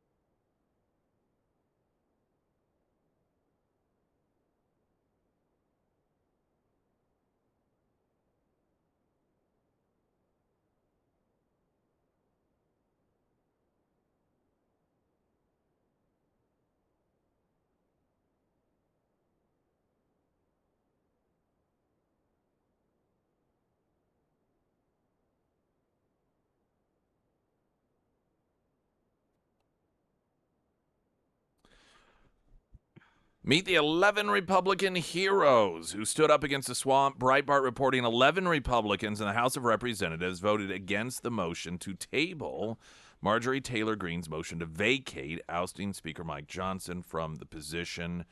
And they begin the list with, in alphabetical order, from Arizona, Andy Biggs. Second name on the list, Eric Burlison, Missouri. And it'll be interesting it'll be interesting to talk with him on Monday, his thinking on this, because he's been very clear. His journey, if you will, regarding Mike Johnson was in the beginning, okay, we're going to give him a shot, give him a chance. Here are the things he promises he's going to do. If he does these things, then we're good to go. Of course, he didn't do those things. Yeah. And even worse. and even worse. And Congressman Burleson has been very unvarnished in his not just disappointment, but saying we might as well have Hakeem Jeffries as Speaker at this point. When we had when he was on air with us Monday, at that point he was saying, strategically speaking, he believed that the best chance of getting someone better would be allowing him to serve out as Speaker until the next Congress, when there is a new vote, as opposed to trying to oust him now. He just felt, in his assessment, that would be the best opportunity to get someone better in there, because he assessed that replacing him now, whomever that would be, wouldn't be good, and would essentially automatically be the next Speaker as well. And so that was his calculation at the time. So this vote here suggests that he, at least in some capacity, was perhaps thinking, no, maybe we need to do it now. Now, this is talking about tabling as opposed to the vote itself, so there may be some differences in there. But point being is having we'll talk with him on Monday it's about interesting that Trump came out and said, Did you hear his statement on this? But not the right time. Yeah, right? yeah. This is like the most diplomatic statement I've ever heard from Donald Trump. Here's what he said, because he was opposed to getting rid of Johnson, and here's his statement. I absolutely love Marjorie Taylor Greene. She's got spirit. She's got fight. I believe she's going to be around and on our side for a long time to come. However, right now, Republicans have to fight the radical left Democrats and all the damage they've done to our country. With a majority of 1, shortly growing to 3 or 4, we're not in a position of voting on a motion to vacate. At some point, we may very well be, but this is not the time. I think that is leaps and bounds the single most diplomatic statement that I've ever heard come out of Trump. I don't know like the ins and outs of that specific issue, because I'm completely disappointed in the Speaker of the House. But for him to say that, wanting to bring people together when after everything all the rhinos did to him and have tried to get rid of him, and he's still trying to bring our party together so we can save the country. I think it's just great. What great leadership he has. And I think Trump's approach on that, I don't disagree with it. I don't also disagree with what Marjorie Taylor Greene and Congressman Burleson and these others, because like I said, I've gotten to the point, what are Republicans supposed, as voters and members of Congress, supposed to do when they're told, hey, support me, here's what I'll do, and then blatantly they don't do it. And then and then people get mad at the members of Congress who want to hold them accountable for it. I recognize that there is no, honestly, real good option right now. I get that. But at the same time, it just gets so frustrated with being used, abused, and lied to. So for me, I have sympathies towards and agree with, in certain capacities, the position of those who do try to oust. But I also understand what Trump's saying on this, too. I don't think his position is unreasonable, that, we got to get rid of the guy, but just right now, strategically, I don't think it's the right time. Christy Fulnecki, as always. Yes, that was fun. Fantastic pleasure. Right. I hope that you have a fantastic rest of your day and then subsequent weekend. Yes. Very formal. We've got Author of the Week coming up, sponsored by ABC Books on North, Glenstone News in 60 seconds. I'm Nick Reed.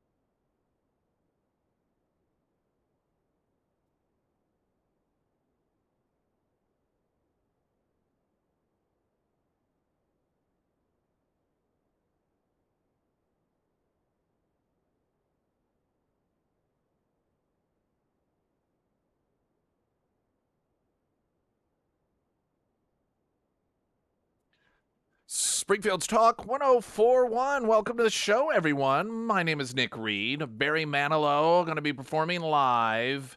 Great Southern Bank Arena, Saturday, August 24th. Couple ways you can register to win tickets for that. We've given some away in the past. We're doing this once again. We're sort of marketing it as a chance for you to win for your mom. Mother's Day coming up, but you can do whatever you want with them.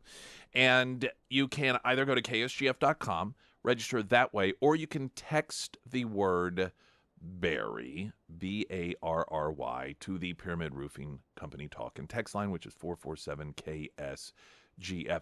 Do we know, are there still any of the Scrambler Local for Less? I didn't check this morning. I'll check during the news. We'll get a news update. We have Author of the Week coming up from ABC Books on North Glenstone.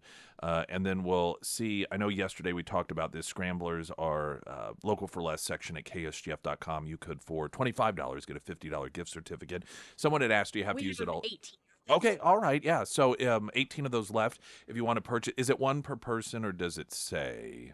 You can buy as many as you want. Okay, I imagine it tells you if you can Well, only let me purchase just- one of them. Yeah, let me just. Oh yeah, select the quantity. It's only got 2. Okay, so you can do 2 then, Yeah. probably. Okay, so you can buy 2, apparently. And to me, it seems insane not to, because inflation, I suppose this is a way to offset that to a degree and come out a little bit ahead, even as much as, again, despite the claim from the Biden administration that local restaurants, along with all these big corporations, are greedy, and that's the reason prices have gone up. They have no choice in this matter, and it's not easy, and so everyone's suffering. Other than, again, just the uber wealthy that aren't impacted by these daily things. So one of the ways that you can, of course, offset that is to purchase a gift certificate. And we do these, we rotate, we have different options available, sometimes on a weekly basis. But for now, Scramblers, where, of course, we do the show every Friday, you can get a certificate. 2, it sounds like you can actually purchase. Each one for $25 gets you $50. So that's $25 free in food purchases you can get at Scramblers. I think you understand the concept of how this works. So if you want to do that, you go to ksgf.com, and the rotating tile, that first graphic, if it is something else, you can wait for it to automatically scroll through, or if you hover over the right-hand side, there's an arrow you can click, and it'll manually scroll through. And when you see the one that says Ozarks for Less, click on that, and that is where you can make that purchase for the Scramblers gift certificate. And as she noted, there are just about 18 of those left, and it sounds like you can buy 2 per person. So I imagine those will go relatively fast. We have Author of the Week coming up, sponsored by ABC Books on North Glenstone. First, the latest news update.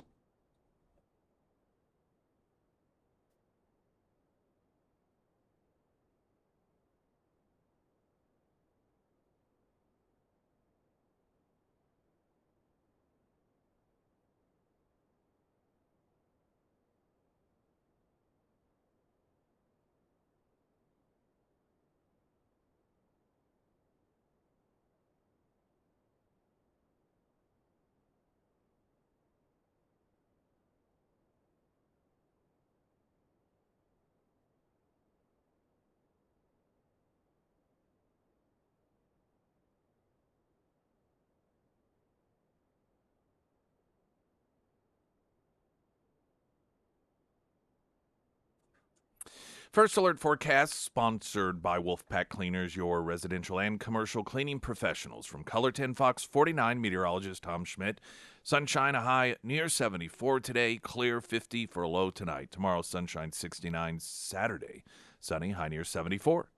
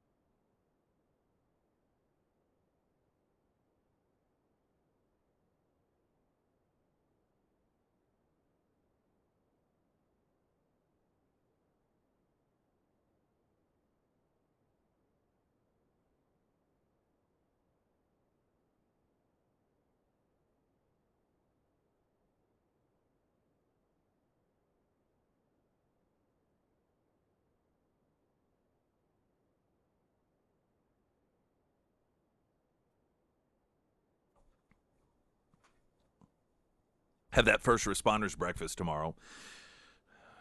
We will be broadcasting live from Scramblers.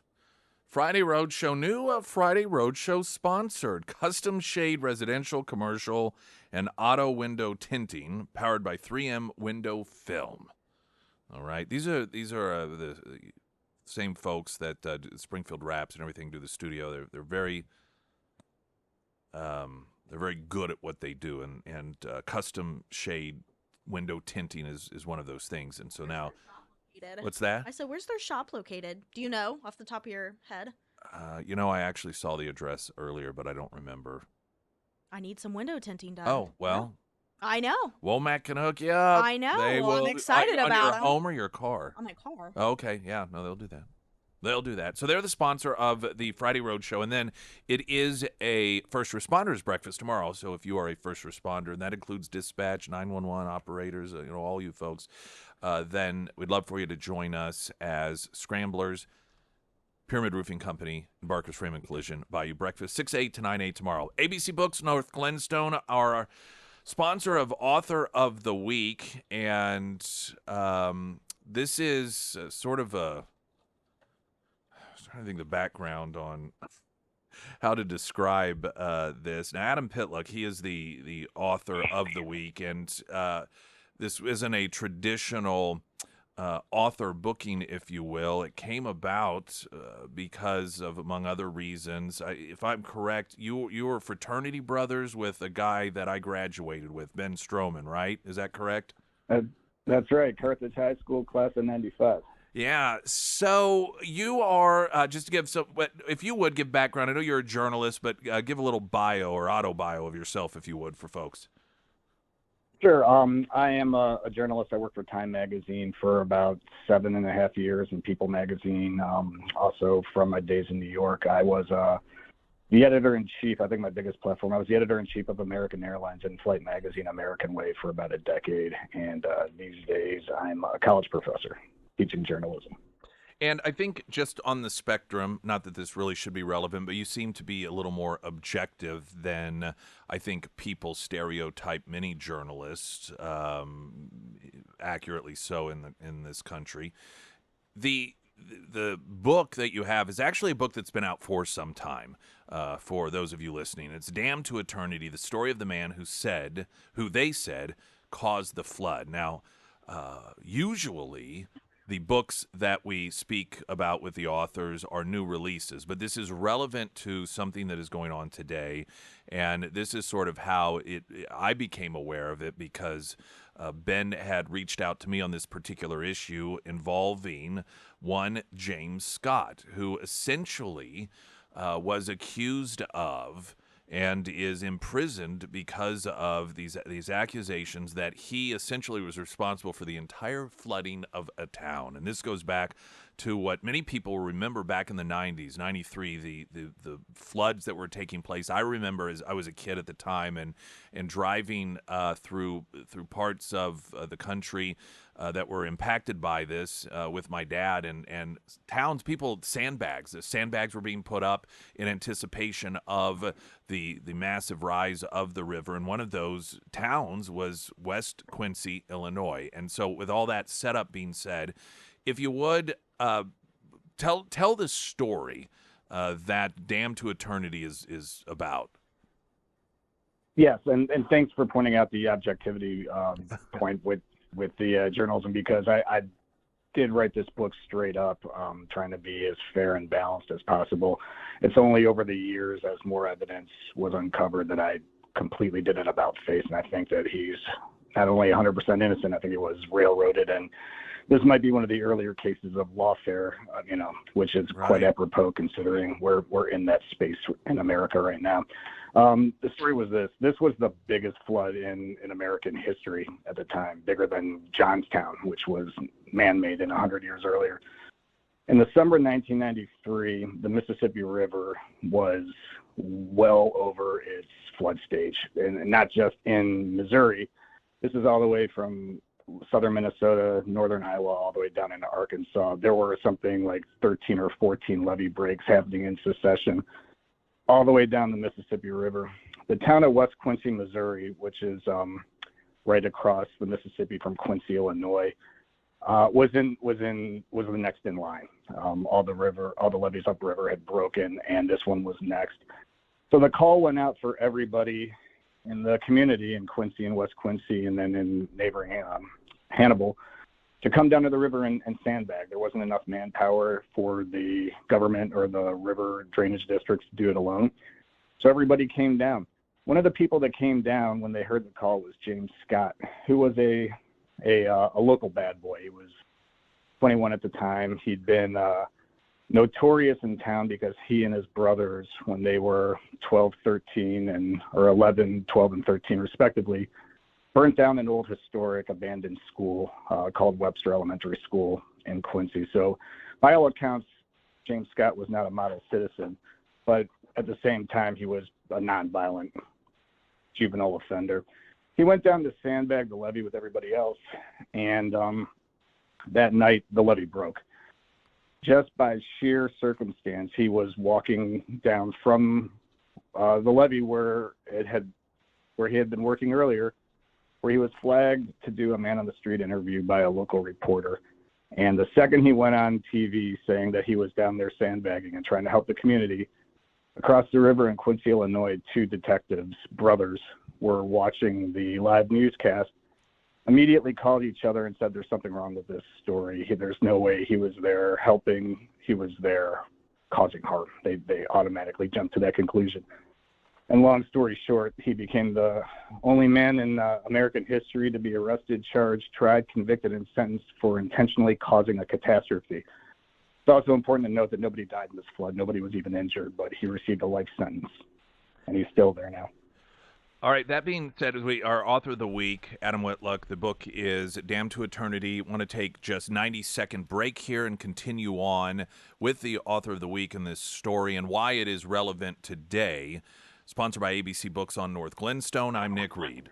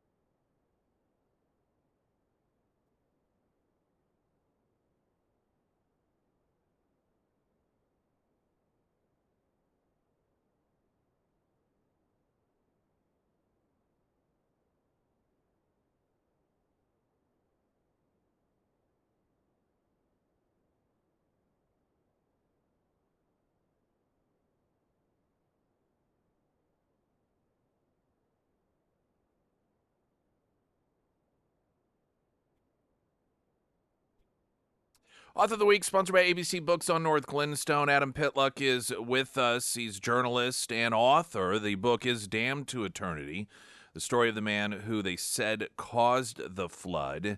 And if you've missed any of the discussion so far, of course, we will have this up in podcast section, ksgf.com, and variation of other places as well.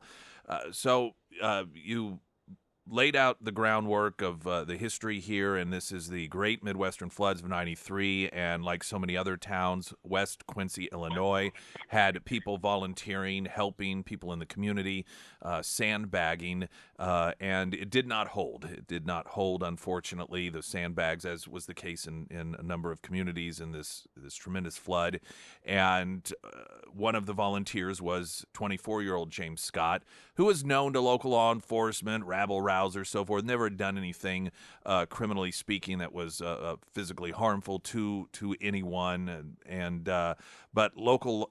So back or given some background here, what you talked about for the listeners that are just tuning in. After that levee broke, James Scott happened to be the first one to walk by a local reporter. Local reporter interviewed him, and these cops who were familiar with him from Quincy, Illinois, or West Quincy, thought, well, that's that troublemaker there. He must have had something to do with causing this flood. Is that a fair nutshell of what we know so far? Yeah, that's spot on. Okay, so then what happens? Two things are happening simultaneously, but unbeknownst to each other. So first things first, about a month after the flood, the civilian chair of the levee drainage district in that area, a guy named Norman Hare, he very quietly went to Washington, D.C. and testified before Congress. This is not even a full month after the flood, testified before Congress along with other commissioners of other drainage districts up and down the Mississippi River, that the Army Corps of Engineers was basically negligent in maintaining this levee, not just for the floods in '93, but generationally.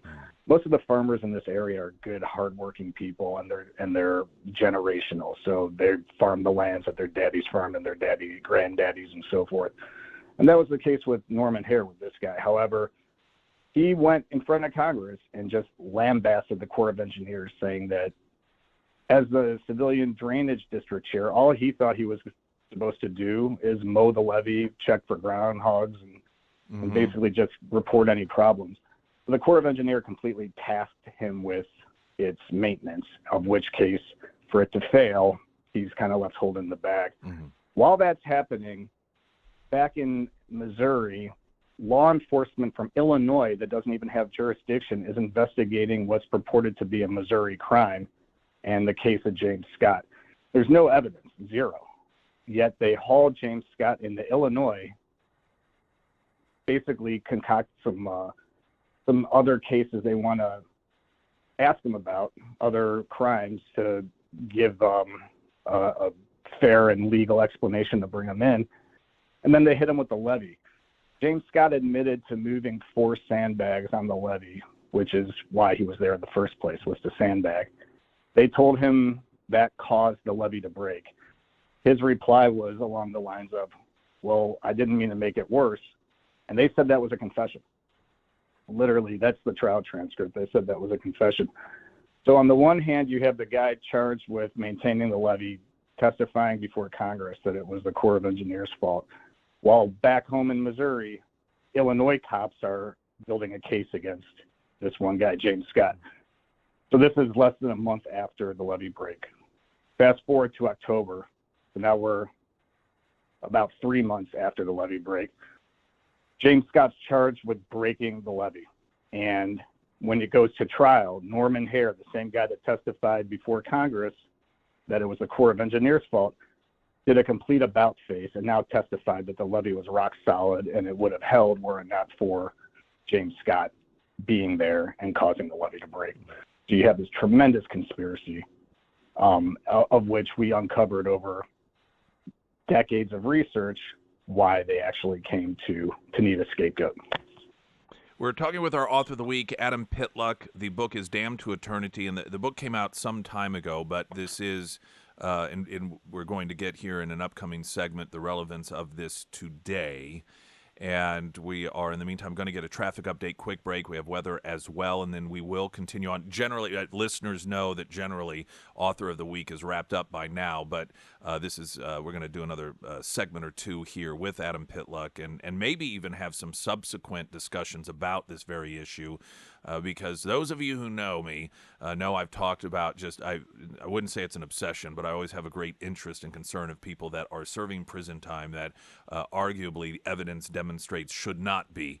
And this is, I think you'll find reading the book and listening to the additional information Adam is going to provide to us, the case here. So more of that ahead. I'm Nick Reed, Springfield's Talk 1041.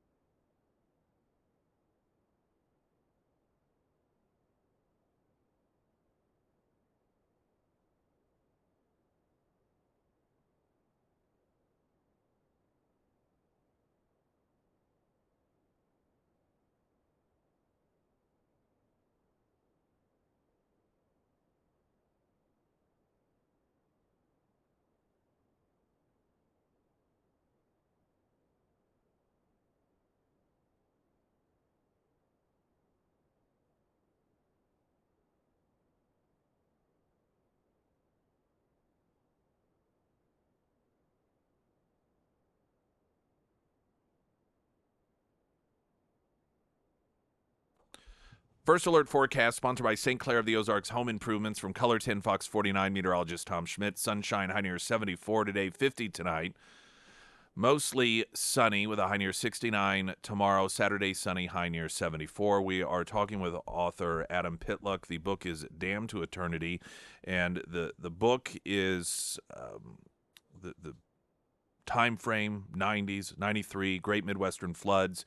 James Scott, sort of a rabble-rouser, if you will, known to local law enforcement, not a violent guy by any stretch, was helping with other citizens in the area sandbag to try to prevent levee breaches from occurring during the flood, and the breach did occur. He happened to be the first person that walked by a local reporter doing a story, and he did a little man-on-the-street interview.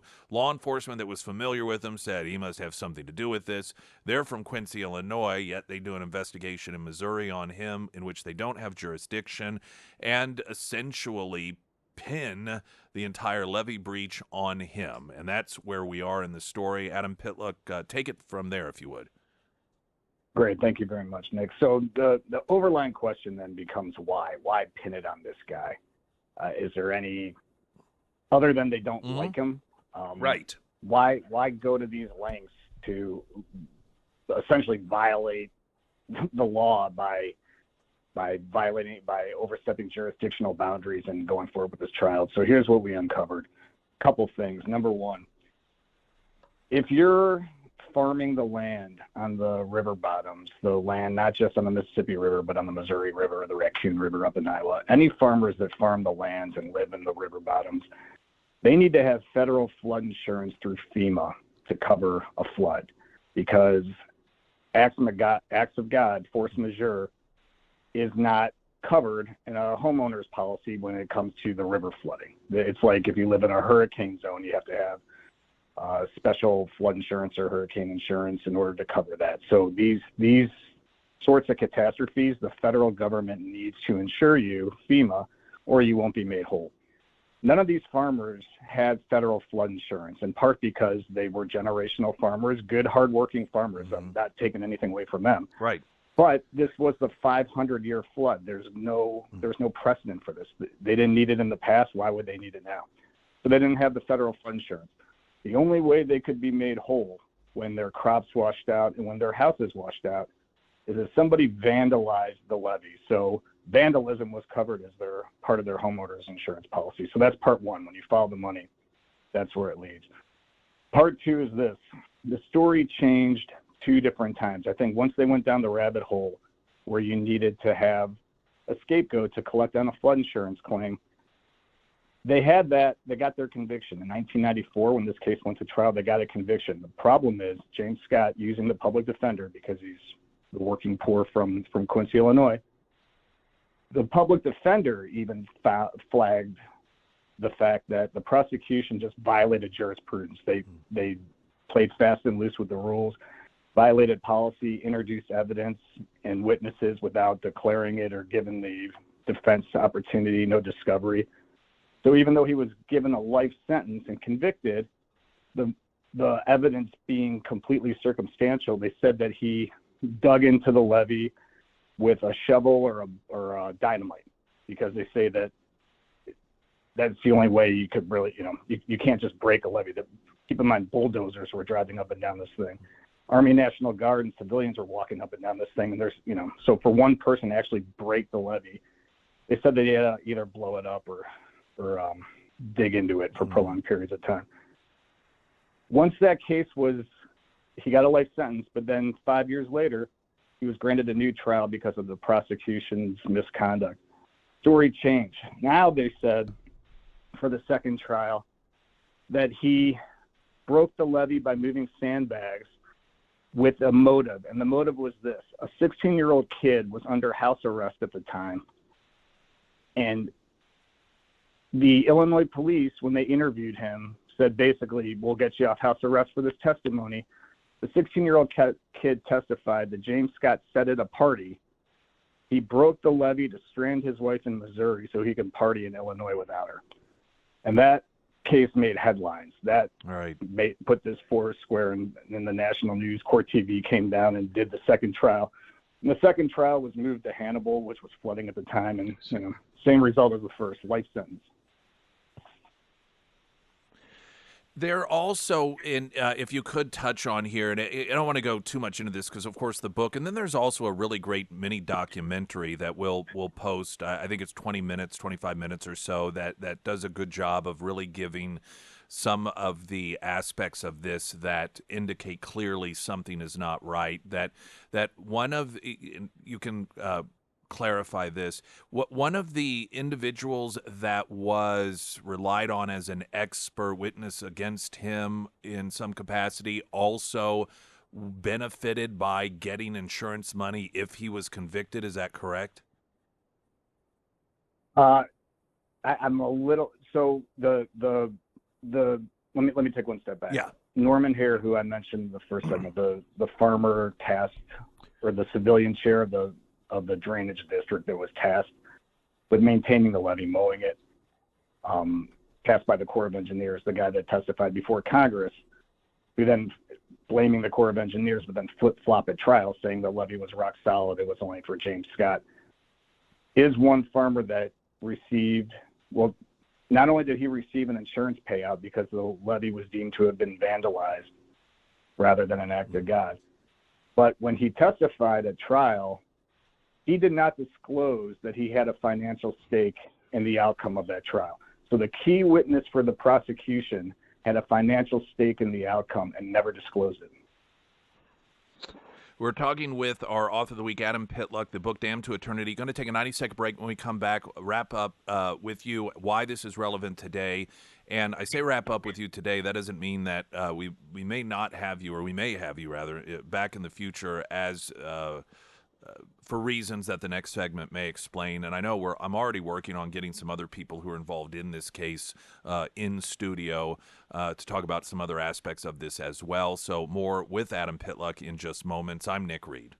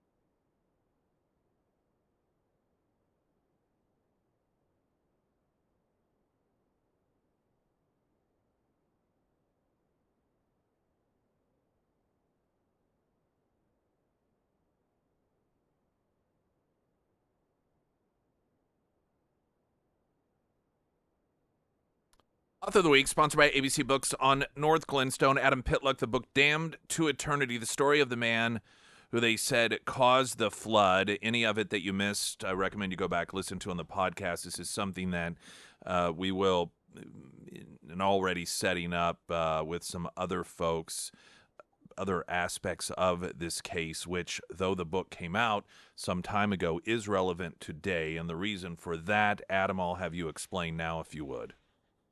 Absolutely. And let me just put one disclaimer on this. The book is currently out of print. I mean, you could still get it at the library. You can get it third party. I bring that up because there's no financial stake in this for me at all. Right. It's now a crusade. This is just a crusade to right what was put wrong. Here's why it makes sense to this day. And I should mention that I've known James Scott now since I was a junior studying journalism at the University of Missouri. I was working for the newspaper in Columbia, Missouri. That's how I came to know about this case. He was going through his second trial at the time. So I've now known James Scott since 1998. And I've been following this case since 1998. So I put enough work in there where we've uncovered, he was convicted on circumstantial evidence. We've uncovered many more circumstances pointing to his innocence. The reason this is important today is because this is the first case of lawfare, I think, in Missouri that you could actually point to and measure empirically. If you look back through the times in the 1990s when Mel Carnahan was the Democratic governor and all the law enforcement, all the prosecutors he was working with in Missouri were also Democrats, this is literally a case of we got to get this guy because we got to make everybody whole for this disaster that they basically just weren't prepared for. After they got the conviction now, he's been in prison for over 30 years. He's not only in the prison, he's in a level 5 maximum security. So for 30 years, he's been in the same prison with the murderers, rapists, child molesters for a nonviolent property damage crime. He hasn't had a parole hearing yet. He was supposed to have 2 different ones, and they keep moving the date, and they won't tell him why. And I can't even figure out why. Every time I try to get the correspondence from the 90s between Governor Mel Carnahan and who was at the time Tom Reddington, the prosecuting attorney in Marion County, who's now the 2nd district judge in Knox County, Missouri, I can't get any response for any of these FOIA correspondences or emails. One of the excuses I got from the Marion County courthouse was that, ironically, there was a big flood there, not from 93, but years later, and all their records were destroyed. So there's still something rotten in Denmark here that we just can't put our finger on because there's zero evidence to convict this guy. And for people that, why, especially if you read through the book, and also we'll post, it's Vice that had that documentary that gives some real highlights and just shows you that there's clearly some issue here and why you can't even get anyone to look at it. And given he has already those parole dates, they keep moving them without explanation.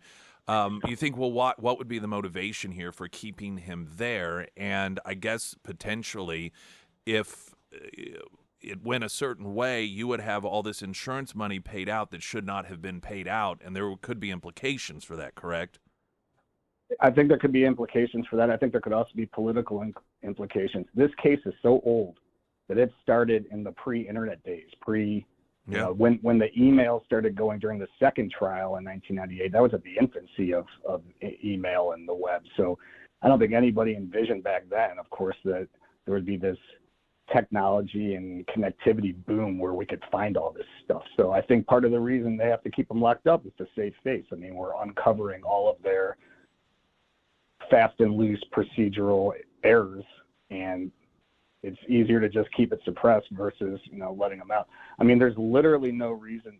Not only has he been in prison for over 30 years, he has an exemplary prison record for being in a level 5. I mean, you can't really get college degrees and certificates because it's a level 5 maximum security. They don't give you those opportunities when you're serving life. But talking to any of the guards or the majors or anyone at the prison that have known him for decades, they say he's a model inmate, and yet he's going to die in prison. And correct me if I'm wrong, it's my understanding that it's been suggested even to him that particularly with the parole, though they keep trying, seemingly they're moving that around, but that if he would just say, oh yeah, I did it, I'm really sorry, that he would in all likelihood be let out. But he is one of these individuals that said, I will not do that, I didn't do it, and even if that means spending the rest of my life in prison, I did not do it, and I will not confess to something that I did. Is that accurate? That's accurate. That's 100% accurate. And what's more, the reason he's taking this moral posture now is because he has admitted in the book as well over the years to every crime he's done, including some of the ones they didn't even catch, some of the petty vandalisms and burglaries he did. He's admitting to everything. He won't admit to this. Since he's been locked up, he's lost everything. Both his parents passed away since he's been locked up. One of his brothers passed away since he's been locked up. Like, he has nothing. He's not going to be released to this new world with a guilty conscience. Like, he's become religious inside. Like, this is his way. This was his penitence. He feels he's paid all that time and then some for all his past transgressions. So He says when he comes out, he wants to come out a free man. He's not going to just cop to anything just to play lip service to a parole board that it's 31 years later. And it is crazy in the larger context of what we see today, these stories of people that commit straight up murder, and they will spend 15, 20 years in prison. And here's a guy that, even if you believe what he is in prison for, that it actually did happen. I mean, nobody was even harmed, and they just, they'll keep him in there for the rest of his life. Yeah, one other thing that has happened throughout time that I think ties this into what's happening today in the country with lawfare. One of the witnesses that testified on behalf of James Scott, saying that he was innocent, was a soil and atmospheric science professor from the zoo, a guy named David Hammer. He's got about as impeccable credentials as you can have. He was a U.S. Naval Academy grad, combat Marine in Vietnam, PhD, and master's degrees from University of Tennessee and University of Illinois. He testified that there's no way one man broke this levee, that James Scott's 100% innocent. The prosecuting attorney submitted to the judge discrediting this expert, saying, well, he wasn't Johnny on the spot. This is all hearsay, even though Dr. Hammer published in scientific journals about the veracity of the science. And the Democratic judge appointed by Carnahan tossed it, wouldn't let his testimony in. So there's literally been nothing in the record on behalf of James Scott proving that this levee was in a process of imminent failure. It's a massive conspiracy, and I say that not lightheartedly, because as an independent journalist, I don't go into anything thinking there was a conspiracy, but it's proving itself out. Well, and you noted when we began the interview, you started covering this as a journalist, and not as a journalist who had some sort of interest because, well, this guy looks like he's being railroaded, so I'm going to cover this. You were just dispatched to cover it straight up as a journalist. Here's a case of interest, and so you did not go into it thinking, oh, well, here's some innocent guy being railroaded. No, in fact, it was the opposite. I went into it assuming he was guilty because I was interviewing him in prison, and he had already been convicted. So, no, there was no presumption of innocence. I'm like, this guy's, he's good. He has a life sentence, so he's exactly where he belongs. And then 25 years later, the case is completely exploded. It's blown up. Our author of the week, Adam Pitluck. The book is Damned to Eternity. Final question, and then anything else at all that you've got that you want to share. People oftentimes, they hear this sort of thing and they're like, well, where are things now? What is there anything we can do? Is there a parole board? Is there a GoFundMe? Is there, any sort of, like pardon that can occur? Where do things stand now? Are there any avenues of hope here that this can be remedied? That's a great question. Yes, there is hope now, a glimmer of hope for the first time in decades. Working with a lawyer, we are working on getting in front of Governor Parson before he leaves office and presenting him with the evidence of this case to show that this is just a miscarriage of justice. So that's one avenue. Another avenue is because there's all this evidence coming forward, we're actually looking into the jurisdiction. We don't think the state of Missouri ever should have brought this case or ever had the jurisdiction to. This is a federal case. I mean, this is the Mississippi River and a levee that's owned by the U.S. Army Corps of Engineers. So we're looking at that. And then, of course, we have the impropriety of some of the people, the key players involved that we're digging into their background pretty significantly right now to try to find more evidence. So there's definitely hope. There is a GoFundMe. There is a pro bono lawyer right now, but the GoFundMe is 100%. All proceeds go to his legal case and to him. I mean, he lives off of about $100 to $300 a year in donations just for his commissary. So you can just search for James Scott on GoFundMe and you'll find it. My name's on it as well. So there is hope, and you and other like-minded media personality committed to truth, justice, uncovering these miscarriages of justice, they're happening now with more frequency. So I am optimistic for the first time in over a decade that there's a light at the end of the tunnel here. Well, yeah, and I appreciate you coming on, and it's somewhat of a non-traditional Author of the Week interview. As I mentioned, generally the books that we interview the authors are, it's relevant because the book was just published, and that not being the case here, but the interest of the case itself and the information you had to provide, and the fact that there is an attempt to get Parson to look at this, to get in front of him, hopefully to find someone that can help that happen so that he can review this and perhaps before he is no longer governor, do the right thing on this. And it's also part of the reason that we've held you on as long as we did. If there are any updates, then definitely keep us in the loop if you would. And as I said, some of those folks that you're talking about that are working on this as well, I believe we're working on getting them in studio to talk a little further about this. Adam Pitluck, the book Damn to Attorney. Appreciate you being with us this morning. Nick, I appreciate you. Thank you very much. And thank you to your listeners. All right. Have a wonderful rest of your day. Author of the Week, sponsored by ABC Books on North Glenstone. I'm Nick Reed.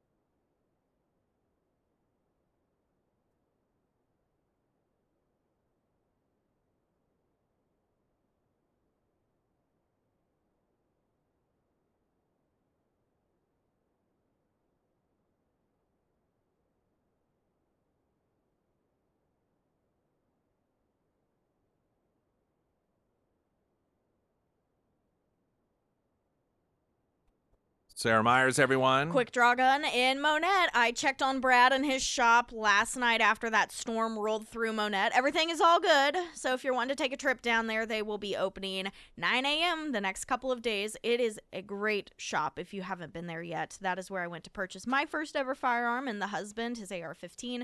They have everything from high quality firearms to fresh used inventory to home defense shotguns, everything in between. And if you've been looking for a Henry rifle or shotguns from Stoker or Benally, they just got a fresh shipment in as well. And they offer a ton of services too, from minor gunsmithing to scope mounting to custom laser engraving and Cerakoting services, so they've got you covered. If you haven't been down there, highly recommend that you take a trip. It is easy to find, just a quick drive down 60, about an hour away. And of course, if you have any questions or you're trying to hunt down a specific firearm, go ahead and give Brad and his team a call today. You can find all of that contact information for Quick Draw Gun in Monette under the Sarah's Endorsements tab at KSGF.com. And thank you for being patient. A quick couple of minutes here with Caitlin. Springfield Symphony, The Sleeping Beauty. Yes, hello, good morning. Good morning. I am really excited to be here today because we are sold out. Oh, hey, well, all Yeah. right, fantastic. So we are very excited that we have a sold out show this weekend, and it's our last concert of the season, so we're hitting off on a big note.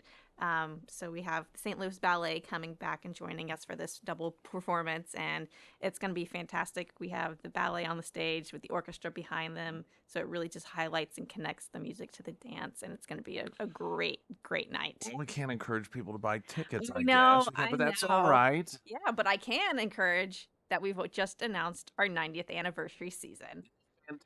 So yes, we're really excited. Starting this fall, we'll be having our 90th anniversary. We began in 1934 and had our first concert in 1935.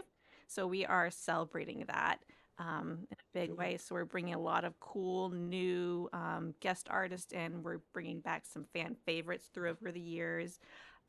Doing some nods to things we've done in the past, and really, really exciting. The whole theme is like kind of Art Deco 1930s, putting on the Ritz. Very cool. So Fun. yes, everything is themed after popular songs from the 1930s. So it's going to be a fun kind of nod to the history, but we're still looking towards the future. Well, we look forward to it, and of course, as always, we thank you all for allowing us to, give passes to listeners so they're able to experience it. And the website's new. Yes, we did get a new website. It's very. I thought the last one was good. A lot of times you upgrade because they're, but I mean, and this one's fantastic as well. So it's just improvements. I guess it's nice. We launched this whole kind of website, the new branding, the new look for the Springfield Symphony, taking us into the next 90 years. We hope. And that's SpringfieldMoSymphony.org. Yes. .org, and of course you can get all sorts of information, concerts, events, tickets, planning, visit, education, outreach, all sorts of great information there. Yeah, absolutely. We actually have our big annual gala coming up, not this Saturday, but next on the 18th, and we still have tickets available for that. If you want to come join us, help us, help provide funding for our programs, like our outreach and education programs that we go into schools or into the communities. And it's going to be a really great night. It's themed of Once Upon a Time, and we have an ABBA tribute band. Very cool. So it's going to be a great night of dancing and dinner Fantastic and fun. raising money for some good causes. Thank you so much. Somebody have a great rest of your day. Thank you. Springfield Talk 1041. I'm Nick Reed.